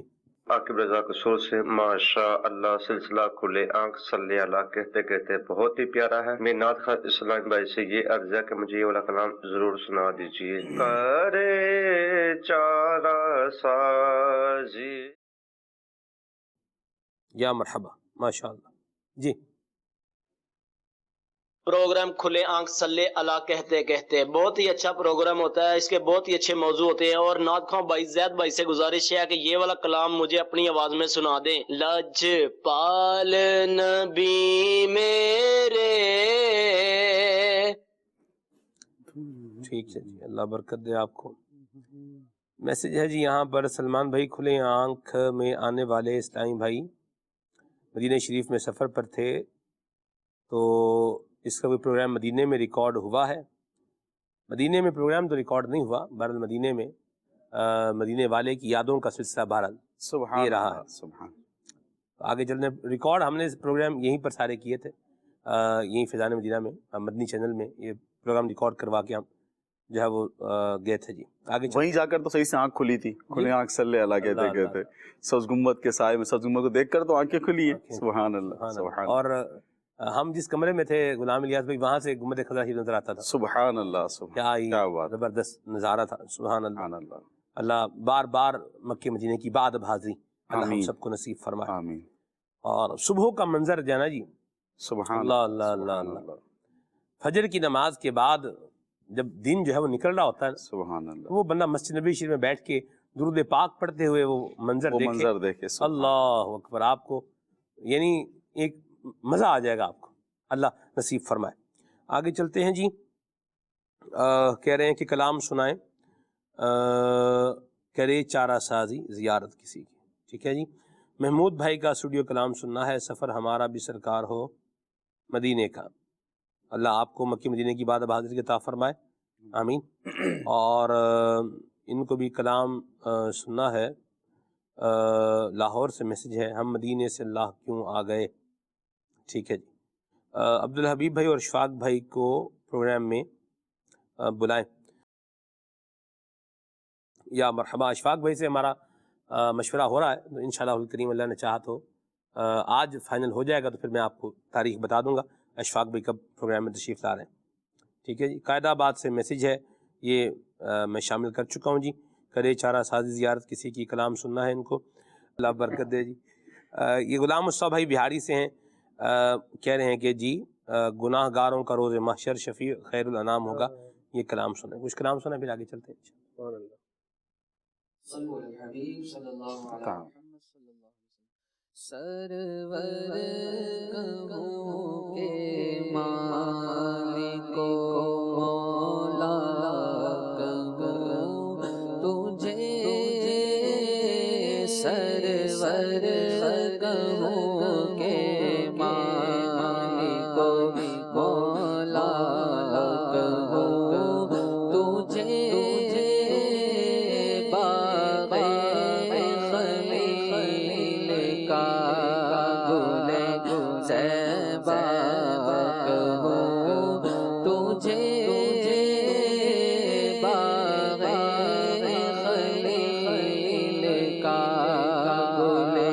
زیبا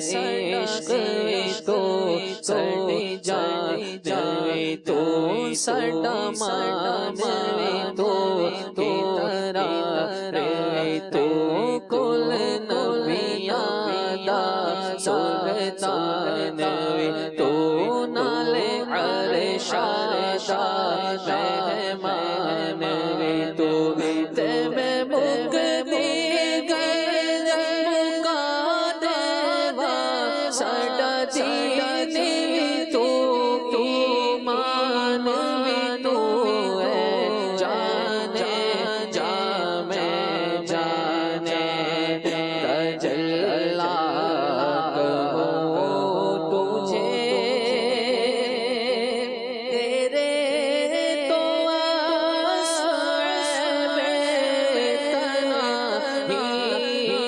ہے بری تیرے تو تنہی سے ہے بری حیران ہو میرے شاہ میں حیران ہو میرے شاہ میں کیا کیا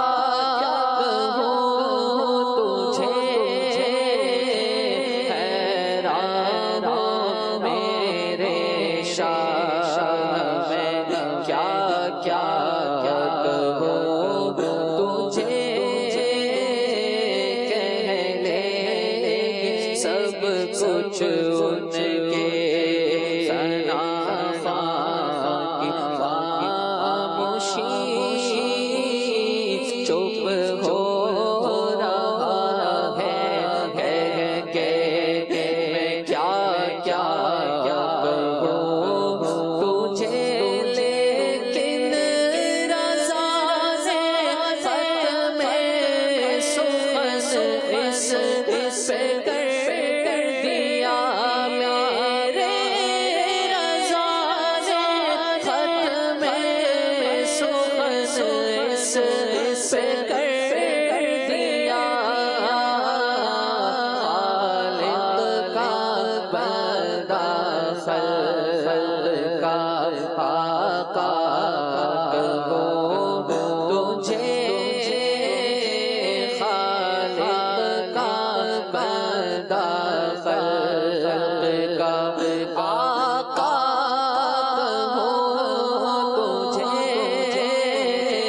سرور کہو کہ مالک مولا کہو تجھے باغ خلیل کا گل زیبا کہو تجھے لجپال نبی میرے درداں دی دوا دینا لجپال نبی میرے درداں دی دوا دینا لجپال نبی میرے درداں دی دوا دینا جدو وقت نزاع آوے جدو وقت نزاع آوے دامن دی ہوا دینا لجپال نبی میرے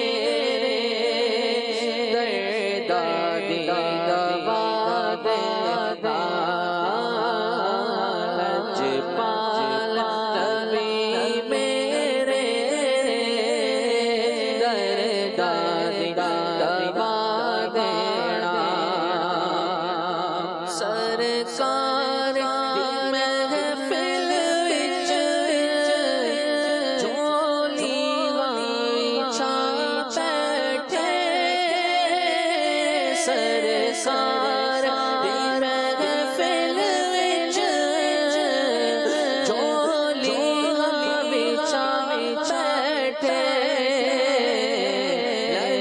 लज पाला लज पाला खाली ना उठा देना लज पाला तभी मेरे दर्दादी दबा देना जदवा जद नज़ावे कामदी हवा देना। या मरहबा माशाल्लाह। शेख तरीक़त मीर सुन्नत का एक वीडियो पैकेज है हमारे पास गफलत के हवाले से, आइए आपको दिखाते हैं। अजान का जवाब देने में वक्त कम लगता है, फजाइल बहुत है, लेकिन गफलत बढ़ती जाती है, बातों में मसरूफ रहते हैं। अजान का जवाब देने में कैसे ज़हन बने? किसी भी नेकी के करेंगे फजाइल पढ़ते हैं ना तो तरगीब मिलती है। अजान का जवाब देना बड़े सवाब का काम है, हम सबको देना चाहिए, अल्लाह सआदत बख्शे। हज़रत सैयदना अबू हुरैरा रज़ियल्लाहु अन्हु फरमाते हैं कि एक साहिब जिनका बज़ाहिर कोई बहुत बड़ा नेक अमल ना था, वो फौत हो गए। तो रसूलुल्लाह सल्लल्लाहु अलैहि वसल्लम ने सहाबाए किराम की मौजूदगी में गैब की खबर देते हुए इरशाद फरमाया, क्या तुम्हें मालूम है कि अल्लाह पाक ने उसे जन्नत में दाखिल कर दिया है? तो लोग मुताज्जिब हुए, हैरान हुए, क्योंकि बज़ाहिर उनका कोई बड़ा अमल न था। चुनाते एक सहाबी रज़ियल्लाहु अन्हु उनके घर गए और उनकी बेवा रज़ियल्लाहु अन्हा से पूछा कि उनका कोई खास अमल हमें बताइए।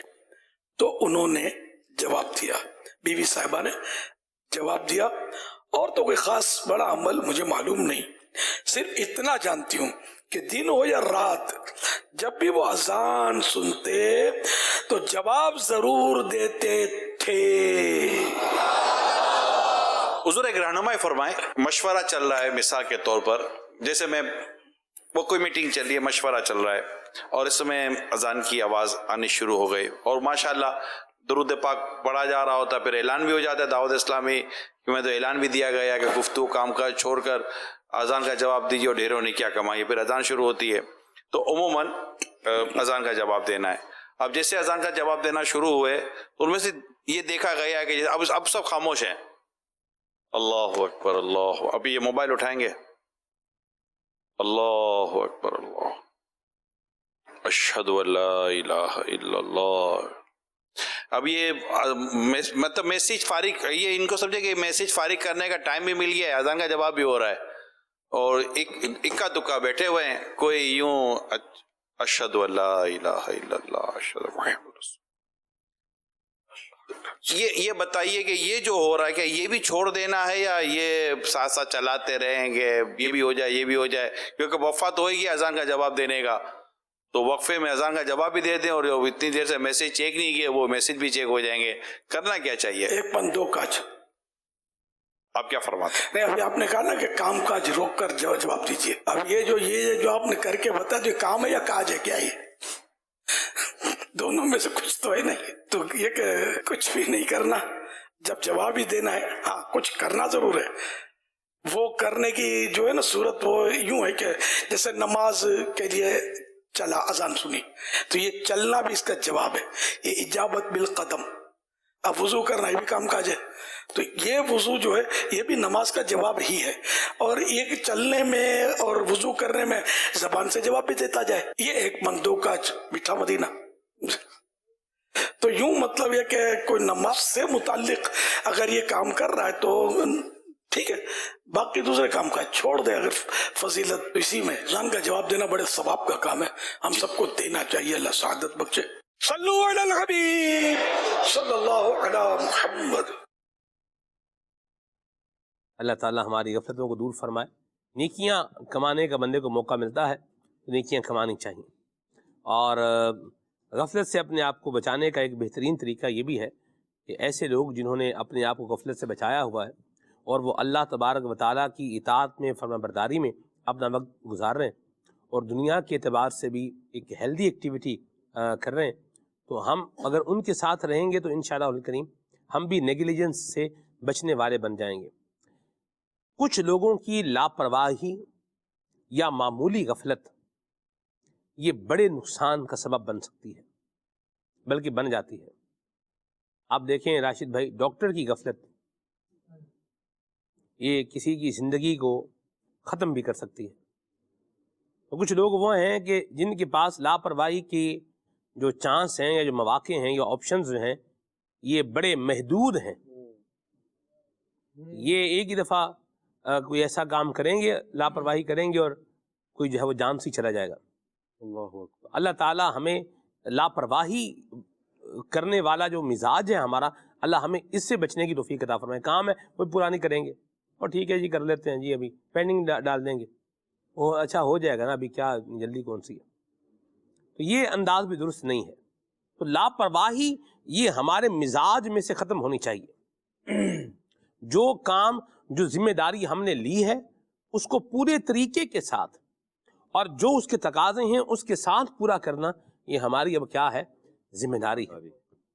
تو اپنی ذمہ داری کو پورا نہ کرنا یہ بھی غفلت ہی کہلاتا ہے. راشد کیا فرمائیں؟ سلمان بھائی، یہ جو ذمہ داری میں کوتاہی ہوتی ہے یا دوسرے معاملات میں بے اعتدالی ہوتی ہے، تو اس کی بعض اوقات ایک وجہ یہ ہوتی ہے کہ انسان جو ہے وہ اپنی ترجیحات میں جو ہے نا اپنے آپ کو آزاد سمجھتا ہے اور وہ اپنے اعتبار سے معاملات کی ترجیحات رکھتا ہے. یعنی وہ کام جو اس کے لیے غیر ضروری بلکہ نقصان دہ ہے اس کو وہ اپنی پریورٹی میں سر فہرست رکھے گا، اور جو اہم کام ہے جو دین اور دنیا اور ہر اعتبار سے اس کے لیے نفع مند ہے اس کی طرف اس کی توجہ نہیں ہوگی. تو اس چیز میں بھی بے اعتدالی انسان کی ہوتی ہے. قرآن مجید کی ایک آیت مبارکہ کے تحت قبلہ مفتی قاسم صاحب نے بڑی پیاری بات ذکر کی ہے، وہ میں آیت مبارکہ ذکر کرتا ہوں. سورہ فاطر کی آیت نمبر 5 کا جز ہے. رب تبارک و تعالی ارشاد فرماتا ہے وَلَا يَغُرَّنَّكُمْ بِاللَّهِ الْغَرُورُ، اور ہرگز تمہیں اللہ کے حلم پر فریب نہ دے وہ بڑا فریبی. یعنی رب تبارک و تعالیٰ کی بندہ نافرمانی کر رہا ہے، عبادت کی طرف آ نہیں رہا، اور پھر یہ امید رکھ رہا ہے کہ رب تبارک و تعالیٰ رحمان ہے، رحیم ہے، وہ مجھے بخشنے پر قادر ہے، وہ مجھے بخش دے گا. تو یہ بھی شیطان کی طرف سے ایک بڑا وار ہوتا ہے کہ رب تبارک و تعالیٰ کی ایک صفت ہے حلم، اللہ حلیم ہے. تو رب تبارک و تعالیٰ بعض اوقات فوراً بندے کی پکڑ نہیں فرماتا، اس کو ڈھیل دی جاتی ہے. تو یہ جو رب کی طرف سے ڈھیل مل رہی ہے بندے کو گناہوں کے باوجود، تو اللہ کے حلم پر پھر شیطان بندے کو غفلت کا شکار کرتا ہے کہ کچھ ہونا نہیں ہے، اور پھر وہ گناہوں کی طرف آگے بڑھتا چلا جاتا ہے. اور ایک وقت ایسا آتا ہے کہ اس کے لیے سارے نجات کے اور بچنے کے راستے مسدود ہو جاتے ہیں. یعنی آخری سانس آ جاتی ہے اور بندے کو پھر توبہ کا موقع نہیں ملتا. یعنی کل پر توبہ کو ٹالنا، نیک کاموں کو آئندہ پر ٹالنا کہ ابھی تو زندگی پڑی ہے، کر لوں گا، کوئی مسئلہ نہیں ہے، جب حج پر جائیں گے تو پھر اس کے بعد سے نمازوں کا سلسلہ شروع ہوگا. تو یہ جو غفلت ہے اور اہم چیزوں کو غیر اہم سمجھ کر چھوڑ دینا، یہ انسان کو غفلت کا شکار کرتا ہے. اور پھر بعض اوقات الٹی روش ہوتی ہے لوگوں کی، جیسے میں نے ذکر کیا کہ غیر ضروری کام کو اہم اور اہم کو غیر اہم کریں گے. اس کی مثال قبلہ مفتی قاسم صاحب نے یہ دی ہے کہ بعض اوقات نیکی کے نام پر بھی شیطان انسان کو غفلت کا شکار کرتا ہے. دیکھیں شریعت کے جو احکامات ہیں، کچھ کام ہے کرنے کے جن کو اوامر کہا جاتا ہے، کچھ وہ کام ہے جو نہیں کرنے جن سے بچنا ہے ان کو نواہی کہا جاتا ہے. تو ان میں بھی شریعت کی طرف سے ایک درجہ ہے کہ فرض ہے، پھر واجب ہے، پھر سنت موقدہ، پورا درجہ ہے. اسی طرح ممنوعات میں بھی ہم دیکھتے ہیں شرک ہے، کفر ہے، حرام قطعی ہے، مکروہ تحریمی ہے، وغیرہ وغیرہ درجات ہیں. بعض اوقات کیا ہوتا ہے، مفتی صاحب فرماتے ہیں کہ بندہ فرائض واجبات کی ادائیگی میں اور منہیات سے، یعنی اللہ رسول کی منع کردہ باتوں سے غفلت کا شکار رہتا ہے، لاپرواہی برتتا ہے. یعنی فرائض میں اس کی کوتاہی ہے، لیکن مستحب اور افضل کام جو کریں تو ثواب، نہ کریں تو کوئی دنیا اور آخرت میں اس کا مواخذہ نہیں ہے، اس پر بڑے وہ کاربند ہوتے ہیں. تو بعض اوقات انسان اس طرح بھی بندے کو گھماتا ہے کہ وہ کام جو شریعت کی طرف سے گویا کہ آپشنل تھے، کریں گے تو اس کا فائدہ ہے، نہیں کریں گے تو کوئی پوچھ گچھ نہیں ہوگی. فرائض سے کوتاہی اور مستحبات میں اتنا مشغول ہو جانا کہ انسان پر لازم کردہ جو احکام ہے اس سے غفلت کا شکار رہے. تو بعض اوقات دینی مزاج رکھنے والے افراد میں بھی اور دین کے احکامات پر عمل کرنے کے اعتبار سے بھی بندے کو غفلت ہوتی ہے. اور وقت بچانے کی، جیسے غلام الیاس بھائی نے بھی کئی مثالیں دی ہیں، وقت بچانے کے لیے بعض اوقات ایسے کام کیے جاتے ہیں. آپ دیکھیں میسج پر کوئی چیز ٹائپ کرتے ہیں، یا آفس میں ہے وہاں کمپوزنگ ہوتی ہے، مختلف قسم کی چیزیں ہوتی ہیں. یعنی عموماً لوگ جو دفتر سے کام سے تعلق رکھتے ہیں کچھ نہ کچھ وہ روزانہ لکھتے ہیں. تو پتہ نہیں کیا کچھ ہم لکھتے رہتے ہیں، کتنے میسیجز ہوتے ہیں، ای میلز کے جواب وغیرہ ہوتے ہیں، لیکن بعض چیزیں وہ ہوتی ہیں جو ضروری ہوتی ہیں اس کو چھوڑ دیتے ہیں. اس کی ایک مثال یہ ہے کہ نبی کریم علیہ الصلوۃ والسلام کا اگر ذکر مبارک تحریر کی صورت میں ہوتا ہے تو حکم یہ ہے کہ پیارے آقا علیہ الصلوۃ والسلام کا جب نام نامی لکھا جائے تو اس وقت بھی آپ علیہ الصلوۃ والسلام پر درود پاک مکمل لکھا جائے. یہ اہم ہے، اس کی بڑی تاکید ہے، اور نہ لکھنے یا اس کے شارٹ کٹ نکالنے کے بڑے سخت احکام بیان کیے گئے. بعض لوگ کیا کرتے ہیں، تھوڑی سی انک بچانے کے لیے، صفحہ بچانے کے لیے، وقت بچانے کے لیے، یا اپنے آپ کو شاید وہ زیادہ اسمارٹ سمجھتے ہیں، وہ نبی کریم علیہ الصلوۃ والسلام کے نام نامی کے ساتھ یا کسی نبی کے ذکر کے ساتھ صاد، سلام یا اس طرح کی علامت بناتے ہیں، اور وہ سمجھتے ہیں کہ یہ شارٹ فارم لگانے سے، یہ ایک مخفف یا ایک رمز بنانے سے ہماری ذمہ داری پوری ہو گئی. حالانکہ اس پر شرعاً بھی انتہائی سخت حکم لگتا ہے. اعلیٰ حضرت امام علیہ سنت سے ایک سوال پوچھا گیا، کسی مسئلے سے متعلق تھا، تو سائل نے یعنی سوال لکھنے والے نے استفتاء میں یہی کام کیا کہ نبی پاک علیہ الصلوۃ والسلام کا نام نامی لکھا اور اس کے ساتھ سلام لکھ دیا. تو امام علیہ سنت نے اصل سوال کا جواب دینے سے پہلے ارشاد فرمایا کہ یہ مسئلہ آپ پیش نظر رکھیں کہ نبی کریم علیہ الصلوۃ والسلام کا نام نامی جب بھی تحریر میں لکھیں، اعلیٰ حضرت نے یہاں تک لکھا کہ اگر 1000 مرتبہ بھی تحریر میں نبی کریم علیہ الصلوۃ والسلام کا نام نامی لکھا جا رہا ہے تو پورا درود پاک لکھنا یہ ضروری ہے. تو دین کے احکامات میں بھی ہمیں یہ دیکھنا ہے کہ اس میں بھی غلو نہیں ہونا چاہیے کہ جس چیز کو شریعت نے اتنا ایمفسائز نہیں کیا ہم اسی کے پیچھے لگے ہیں، اور جس کی تاکید اللہ رسول نے کی ہے اور نہ کرنے کی صورت میں دنیا اور آخرت میں وبال ہے، اس کو نہیں چھوڑنا. دنیا کے احکام ہوں، معاملات ہوں، امور ہوں، یا شریعت کے احکامات ہوں، اللہ تعالی ہمیں اعتدال میں رہنے کی توفیق عطا فرمائے. جن انسان جب اعتدال کے ساتھ رہتا ہے اور جس چیز کا جو حق ہے اور جتنا حق ہے، اور جس فرد کی یا جس کام کی جتنی اہمیت ہے اس کو اتنی ہی اہمیت دی جائے، تو پھر غفلت نہیں آتی اور انسان کے معاملات بالکل سیدھے ہو جاتے ہیں. مرحبا، ماشاءاللہ. ایک مسئلہ تھا، اس پر ایک حاجی نے ایک بندے سے سوال کیا، اس نے کہا آپ کے اوپر 2 دم لازم ہو گئے. اللہ، کتنے دم لازم ہو گئے؟ 2. ادھر تو ایک دم میں بندے کا دم نکل جاتا ہے، تو 2 دم لگا دیے ان کے. اچھا، اب جو ایک اور تھا اس نے کہا 2 نہیں 3 دم بنتے ہیں آپ کے اوپر. واہ بھائی، کمال ہو گئی. اللہ کرے. یہ آپ دیکھیں، جس کو 2 دم یا 3 دم کا مجدہ مل جائے اس بیچارے کا کیا بیچارے کا بنے گا. تو سیکھ حج قران کرنے کا بھی شوق ہوتا ہے. حج قران کرنا ہے تو اس کا بھی اس کی احتیاطیں ایکسٹرا آرڈنری ہیں. ثواب بھی زیادہ ہے، لیکن اس کی جو احتیاطیں ہیں یہ بھی کیا ہیں، یہ زیادہ ہیں.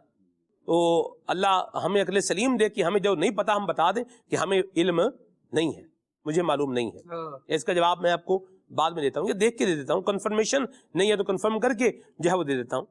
یوں اللہ ہمیں اس انداز پر آنے کی توفیق عطا فرمائے، اور جو نہیں پتا وہ بتا دیں کہ ہمیں پتا نہیں ہے. آپ اپنے اوپر سے اس کو اتار دیں اور غلط بتائیں. بتانا ہے سلمان بھائی، یہ جو معاملہ ہے کوئی کسی بھی عبادت کے بارے میں تو اس کو یوں سمجھیں کہ ہم نے دین کا مسئلہ بتانا ہے. اٹس مینس اللہ اور اس کے رسول کا اس بارے میں کیا فیصلہ یا کیا حکم ہے، جی اس بات کو ہم نے آگے بڑھانا ہے. اس میں اپنی رائے پیش نہیں کرنی. جی، لوگ بسا اوقات دیکھا گیا، نوٹ کیا گیا، وہ اپنی رائے دے رہے ہوتے ہیں. میرے خیال سے تو یوں کر لو. بھائی آپ کا یہ خیال کیوں بنا ہے؟ آپ نے کوئی مسائل کی کتاب پڑھی ہے، احکامات پڑھے ہیں، آپ نے حج و عمرہ کے مسائل یا جو بھی عبادت کے متعلق بات ہے، آپ نے کوئی کتاب پڑھی ہے ان مسائل سے آگاہی کے لیے؟ نہیں. یار سمجھ تو یہ آتا ہے. جب آپ نے پڑھا نہیں ہے تو سوچنے کی بات یہ ہے کہ سمجھ کیسے آتا ہے یہ. تو باقاعدہ اس کو سمجھنا بھی ہے، اور مسائل سیکھنے میں سلمان بھائی وہی بات ہے، دھیان رکھنا چاہیے کہ کس سے پوچھ رہے ہیں. بڑی داڑھی ہونے سے علم بڑا نہیں ہوتا، بڑا امامہ ہونے سے علم بڑا نہیں ہوتا. اسی طرح مختلف خد و خال سے علم کے فیصلے نہیں ہوتے. علم یہ سیکھنے سے آتا ہے. جس سے مسئلہ پوچھ رہے ہیں آپ بھی تو اس وقت سیکھ ہی رہے ہیں نا، کسی سے پوچھ رہے ہیں. اس اگلے نے کسی سے نہیں پوچھا اور وہ اپنی رائے دے رہا ہے، تو یہ اللہ اور اس کے رسول کے حکام کے مطابق بھی رہی کہ نہیں رہی، اس کا فیصلہ کون کرے گا؟ تو جو بتانے والا ہے وہ بھی احتیاط کرے، اور جو معلوم کرنے والا ہے وہ بھی دیکھ لے کہ میں کس سے پوچھ رہا ہوں اور کیا پوچھ رہا ہوں. بڑی پیاری بات کی. حج کے معاملے میں بھی یہ غفلت جو مسائل سیکھنے کے حوالے سے بالخصوص حاجیوں پر طاری ہوتی ہے، یہ نہیں ہونی چاہیے. یہ ابھی تو ہم اسلامی بھائیوں کی بات کر رہے ہیں، اسلامی بھائیوں کے مسائل بھی ہیں. کلائیاں کھلی ہوئی ہیں اور عمرے کے طواف کا چکر ہو گیا. 1/4 کلائی سے زیادہ کلائی کھلی ہوئی ہے اور عمرے کے طواف کا کیا ہے، ایک چکر ہو گیا. تو شریع رہنمائی لے لیں کہ آگے کیا ہوگا. حج کے 27 واجبات ہیں اور یہ بڑی زبردست کتاب ہے 27 واجبات حج. اس کو تو گھول کر پی لیں. جس نے حج کرنے جانا ہے نا وہ اس کو گھول کر پی لیں. اور کسی جید اور جو بات سمجھ میں نہیں آ رہی اس کو آپ ہائی لائٹ کریں, دارالفہر سنت میں فون کر کے وہ سمجھ لیں بات, گھول کے پی لیں اس کو 27 واجبات حج کو. اور رفیق الحرمین امیر سنت کی جو کتاب ہے رفیق الحرمین, اس کے بھی بالخصوص جو کوسچن آنسر ہے نا یہ آپ پڑھ لیں تو آپ کے تقریباً 80% جو کنفیوژنز ہیں یہ اللہ کی رحمت سے کلیئر ہو جائیں گے تقریباً. یہ میں جو مجھے تجربہ ہوا خالد بھائی میں اس پر جو ہے وہ عرض کر رہا ہوں. تو اللہ ہمیں تیاری کرنے کی توفیق عطا فرمائے. تو یہ بھی حج کی تیاری ہے, خالی پیسے ہی جمع نہیں کرانے بلکہ کیا کرنا ہے سیکھ کر جانا ہے. اور آخری بات میں اس عنوان کی یہ بھی جو ہے وہ عرض کر دوں, بوڑھے ماں باپ جو چل نہیں سکتے پھر نہیں سکتے ان کو حج پر بھیجنے کے لیے کسی کے حوالے کرنے کی بجائے خود ان کو ساتھ لے کر جائیں, کسی کے حوالے نہ کریں. میں آپ کو بتا نہیں سکتا حج 2023 کا ایک منظر, پیارے غلام الیاس بھائی, وہ ایک بڑی ضعیف خاتون مائی صاحبہ تھی اور ان کا جیسے ایک بھاری بھرکم وزن بھی تھا ان کا. تو بوڑھے بابا جی بالکل مطلب ایک کمزور سے, ان کو میں نے دیکھا کہ وہ ان کی ویل چیئر چلا رہے ہیں. اب جب ایئرپورٹ پر آئے تو ایئرپورٹ پر تو ان کو ویل چیئر ان کی کیا رہ گئی, اب پیچھے رہ گئی. تو ان کو وہاں سے چل کر جو ہے وہ جہاز تک جانا وہ کیا بن گیا, مسئلہ بن گیا. اب میں نے ان کو دیکھا, وہ بابا جی کو بھی دیکھا, تو مجھے بڑا میرے دل کو مطلب ایک چیز لگی آ رہی ہے, پریشان ہے. تو میں نے کہا آپ یہاں 2 منٹ بیٹھے, میں عملے سے بات کرتا ہوں, آپ کے لیے کوئی ویل چیئر کا انتظام جو ہے وہ ہو جائے. تو وہ میں ادھر جو ہے وہ میں نے جا کے انہیں عرض کی کہ ہینا اندنا مرید موجود, کہ بھئی ہمارے ساتھ ایک مریض ہے تو آپ مہربانی کر کے ویل چیئر جو ہے وہ دے دیں. تو یوں پھر وہ بھارت وہ آئے, انہوں نے آ کے دیکھا تو انہوں نے کہا کہ ہم انتظام کرتے ہیں. تو اب آپ دیکھیں وہ اور وہ تھے بھی سانس کے مریض بھی تھے, وہ انہیلر اپنے ساتھ رکھتے تھے. بہرحال قربان جائیں ان کی جو ہے وہ ایفرٹ پر کہ انہوں نے اپنی زوجہ کو جو ہے وہ حج انہوں نے ویل چیئر پہ کروایا. سلمان بھائی ایک اور الارمنگ بات بھی ہے, اور ہم میں سے بھی ہو سکتا ہے ہمارے ناظرین میں سے بہت سارے لوگ حج کو اس لیے ڈیلے کر رہے ہوں کہ جب بچوں کی ساری کاموں سے فارغ ہو جائیں گے تو پھر جا کر حج کر لیں گے. تو پھر جا کر حج کرنے میں نا ایک تو عمر پھر ایسی ہو گئی ہوتی ہے جس کے بارے میں بیان کیا جا رہا ہے, پھر خود چلنا دشوار ہوتا ہے. تو دوسروں کا ہیلپ کرتے ہوئے, دوسروں کی مدد کرتے ہوئے کیسے معاملات آگے بڑھ سکتے ہیں, پھر بندہ خود مدد کا منتظر ہوتا ہے. تو بات یہ ہے کہ جب تک ہاتھ پاؤں چل رہے ہیں, جتنی طاقت ہے بندہ کوشش کر لے کہ اسے عبادت میں لگا لے. ریاضت کے یہی دن ہیں, بڑھاپے میں کہاں ہمت. جو کچھ کرنا ہے اب کر لو. ابھی جو ہے ہاتھ پاؤں چل رہے ہیں, ابھی جوانی ہے, ابھی توانائی ہے, آگے بڑھیے, کام کر جائیے. اور نوجوان بھی ذرا اس بات کو دیکھ لیں کہ اگر والدین صرف اس لیے حج نہیں کر رہے کہ وہ آپ کو ایک آپ کی ذمہ داری کی وجہ سے رکے ہوئے ہیں, تو آپ بھی ذرا خود اپنے پیروں پر آ جائیں اور والدین کو کہیں کہ جو آپ کا فرض ہے آپ وہ ادا کر لیں, ہمارے معاملات بھی ہو جائیں گے. ظاہر ہے یہ بات جو میں عرض کر رہا ہوں یہ سچویشن ٹو سچویشن ویری کرے گی, لیکن اس کو دیکھنا ضروری ہے کہ کہیں ایسا تو نہیں ہے کہ ہم اپنی عبادات کو اتنا لیٹ کر رہے ہیں کہ جب ان کی ادائیگی کے لیے ہم خود کھڑے ہوں تو ادائیگی سہولت سے کر نہ پائیں, یا سہولت کیا ہم دوسروں پر بوجھ بن کر اپنی عبادت ادا کر رہے ہوں, تو اس سے نہ ہمیں ذوق آئے گا, نہ ہو سکتا ہے کہ جن پر بوجھ بن رہے ہوں انہیں کوئی ذوق نصیب ہو رہا ہو. اللہ کریم جس کو مدد کا ذہن دے تو پھر وہ الگ بات ہے, لیکن اپنی عبادت اپنے طریقے سے کریں.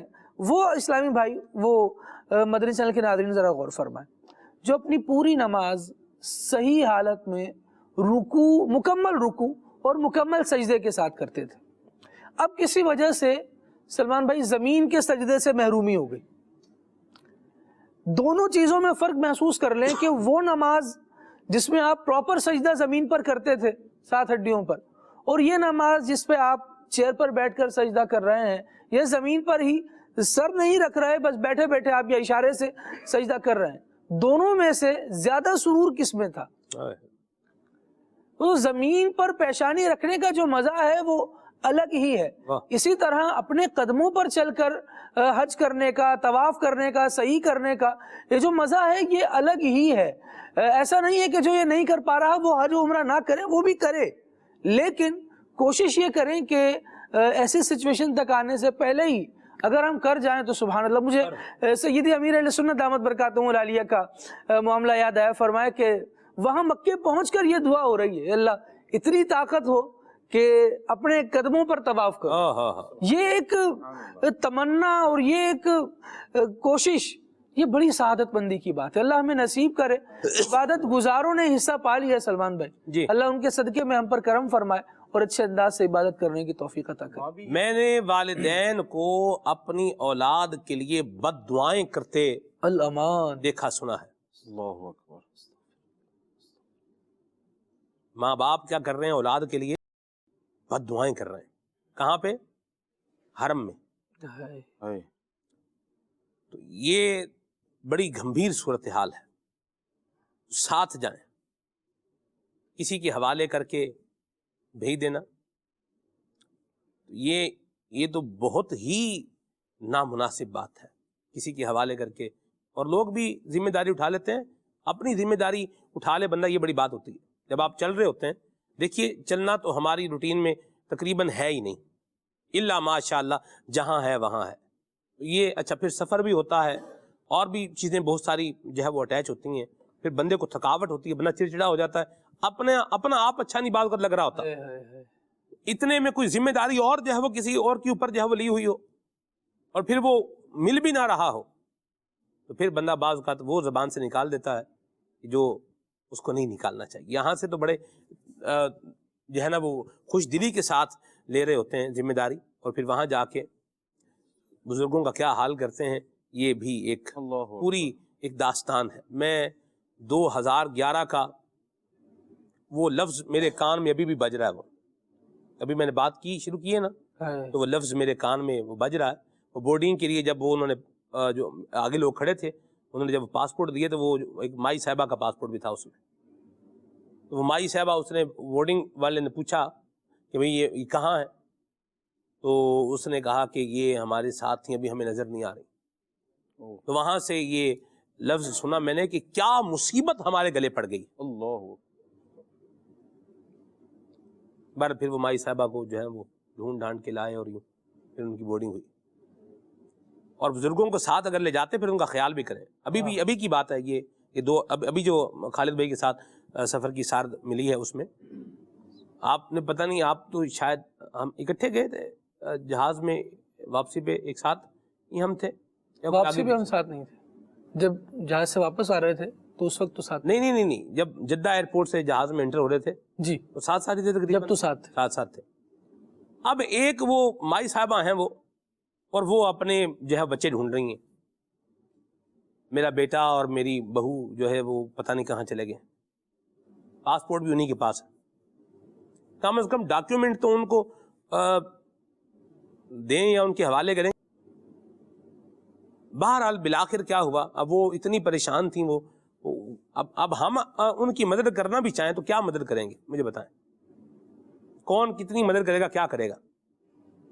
تو بزرگوں کو جب ساتھ لے کر جا رہے ہیں تو پھر اپنا آپ رکھنے کی بجائے ان کی کیئر اور ان کا خیال کرنا ہے، یہ بھی ذہن بنا کر کے جائیں. اس میں بھی غفلت نہیں ہونی چاہیے. ان کی کیئر میں، ان کا خیال رکھنے میں. ان کو بٹھا کے اور خود غائب ہو گئے تو کم از کم ان کو بتائیں تو صحیح کہ ہم اتنی دیر میں آ رہے ہیں، اتنا ٹائم لگے گا، آپ نے پریشان نہیں ہونا، یہیں پر ہے. یعنی ان کو گائیڈ کر کے اطمینان کر کے آپ بٹھا کے جائیں گے تو ان کو ایشو نہیں ہے. لیکن دیکھ رہے ہیں سب جہاز میں بیٹھ رہے ہیں تو بندہ ایک تو ویسے دل میں ہوتا ہے یار سارے جا رہے ہیں، میں اکیلا ہی رہ گیا ہوں. ٹھیک ہے، تو یہ چیزیں جو ہے وہ خیال رکھنے کی ہیں. تو اس حوالے سے بھی غفلت نہیں ہونی چاہیے. چاہے یہ سفر مدینہ عمرے کا ہو، چاہے یہ سفر مدینہ حج کا ہو، احکام بھی سیکھیں اور اپنے والدین کے ساتھ خود جو ہے وہ سفر کریں تاکہ پھر ان کی خدمت کا جذبہ لے کر سفر کریں. میں قربان جاؤں مبلغ دعوت اسلامی جناب کی بلا سید ثاقب حسین شاہ صاحب گیلانی مدظلہ علی پر کہ آپ کے والد ماجد کو جو ہے فالج ہے، لیکن شاہ صاحب کی بلا نے جو ماشاءاللہ اپنے والد صاحب کی خدمت فرمائی ہے اور جس طریقے سے ان کو جو ہے وہ عمرہ کروایا ہے، اور ساتھ لے کر پھر شاہ صاحب کے والد صاحب کی بھی ایک جذبہ تھا ان کا، میں اپنے پیراں دے طواف کرنا، میں اپنے پاؤں پر طواف کروں گا. سبحان اللہ. اور پھر شاہ صاحب قبلہ نے جو ہے نا وہ یہ ان کو لے کے ساتھ پکڑ کے اور وہ ان کا ایک ویٹ بھی ہے. بہرحال شاہ صاحب ہر جگہ مطلب والد صاحب کی یوں خدمت کی ہے. اللہ اکبر، سبحان اللہ. اللہ ایسی اولاد جو ہے وہ عطا فرمائے. تو یہ دعوت اسلامی کے دینی ماحول کی برکت ہے، اس کی بہار ہے. اور ادھر یہ بھی ہم نے دیکھا اس طرح کے جو ہے وہ گاڑی میں جیسے شٹل سروس ہے تو جا رہے ہیں، یوں بھی دیکھا کہ ساتھ جو ہے وہ بیٹھے والے بننے کو جو ساتھ بیٹھے بزرگ ہیں ان کی کیا ہے کوئی پرواہ نہیں ہے. یہ بھی ہوتا ہے. تو ہمدردی کا جذبہ بھی دل میں لے کے جانا چاہیے. کوئی کسی کو آپ لگ رہا ہے، کسی کو آپ دیکھ رہے ہیں کہ آپ کو لگ رہا ہے کہ اس کو پیاس لگی ہے، آپ کے پاس پانی ہے، اس کے پوچھے بغیر ہی اس کو پلا دیں. کیا پتا کہ یہی عمل دوبارہ آنے کا سبب بن جائے. اور حاجی جب دعائیں دینے پر آتا ہے تو دعائیں بھی بڑے دل کھول کے دیتا ہے. اور اللہ رحم کرے اگر بد دعائیں دینے پر آ جائے تو بھی صورتحال بڑی گمبھیر ہو جاتی ہے. تو بہرحال بد دعائیں تو نہیں دینی چاہیے، دعائیں ہی کرنی چاہیے. تو حج کے حوالے سے، سفر مدینہ کے حوالے سے بھی کسی طرح کی غفلت کا بننے کو شکار نہیں ہونا چاہیے. اللہ پاک ہم سب کو عافیت عطا فرمائے اور غفلت سے اللہ ہمیں بچائے. دینی ماحول سے وابستگی ہوگی تو انشاءاللہ غفلت سے بچتے رہیں گے، نیکیاں کرتے رہیں گے، اللہ رسول کو یاد کرتے رہیں گے، اپنی عبادات میں، اپنے معاملات میں، اپنے اخلاقیات میں، اپنے دنیاوی جو ہمارے سسٹم اور نظام ہیں ان کے اعتبار سے بھی ہم نے اپنے آپ کو غفلت سے اور نیگلیجنس سے بچانا ہے، اور اپنے آپ کو فروٹفل اور پروڈکٹیو ایکٹیویٹی کے اندر جو ہے وہ رکھنا ہے، اور اللہ اور اس کے رسول کی اطاعت و فرما برداری کو اپنا نصب العین بنا کر کے زندگی گزارنی ہے. اللہ ہمیں ان اچھی باتوں کو بناتے ہوئے دعوت اسلامی کے دینی ماحول سے وابستہ رہتے ہوئے اپنی قبر و آخرت کی تیاری کرنے کی توفیق عطا فرمائے. آمین بجاہ النبی الامین علیہ وعلی آلہ افضل الصلوات والتسلیم. سبحانک اللہم وبحمدک اشہد ان لا الہ الا انت استغفرک واتوب الیک. صلاۃ والسلام پڑھتے ہیں. مصطفیٰ جان رحمت پہ لاکھوں سلام، شمع بز میں ہدایت پہ لاکھوں سلام. کاش محشر میں جب ان کی آمد ہو اور بھیجے سب ان کی شوقت پہ لاکھوں سلام. مجھ سے خدمت قدسی کا ہے رضا، مجھ سے خدمت قدسی کا ہے رضا. مصطفیٰ جان رحمت پہ لاکھوں سلام، شمع بز میں ہدایت پہ لاکھوں سلام.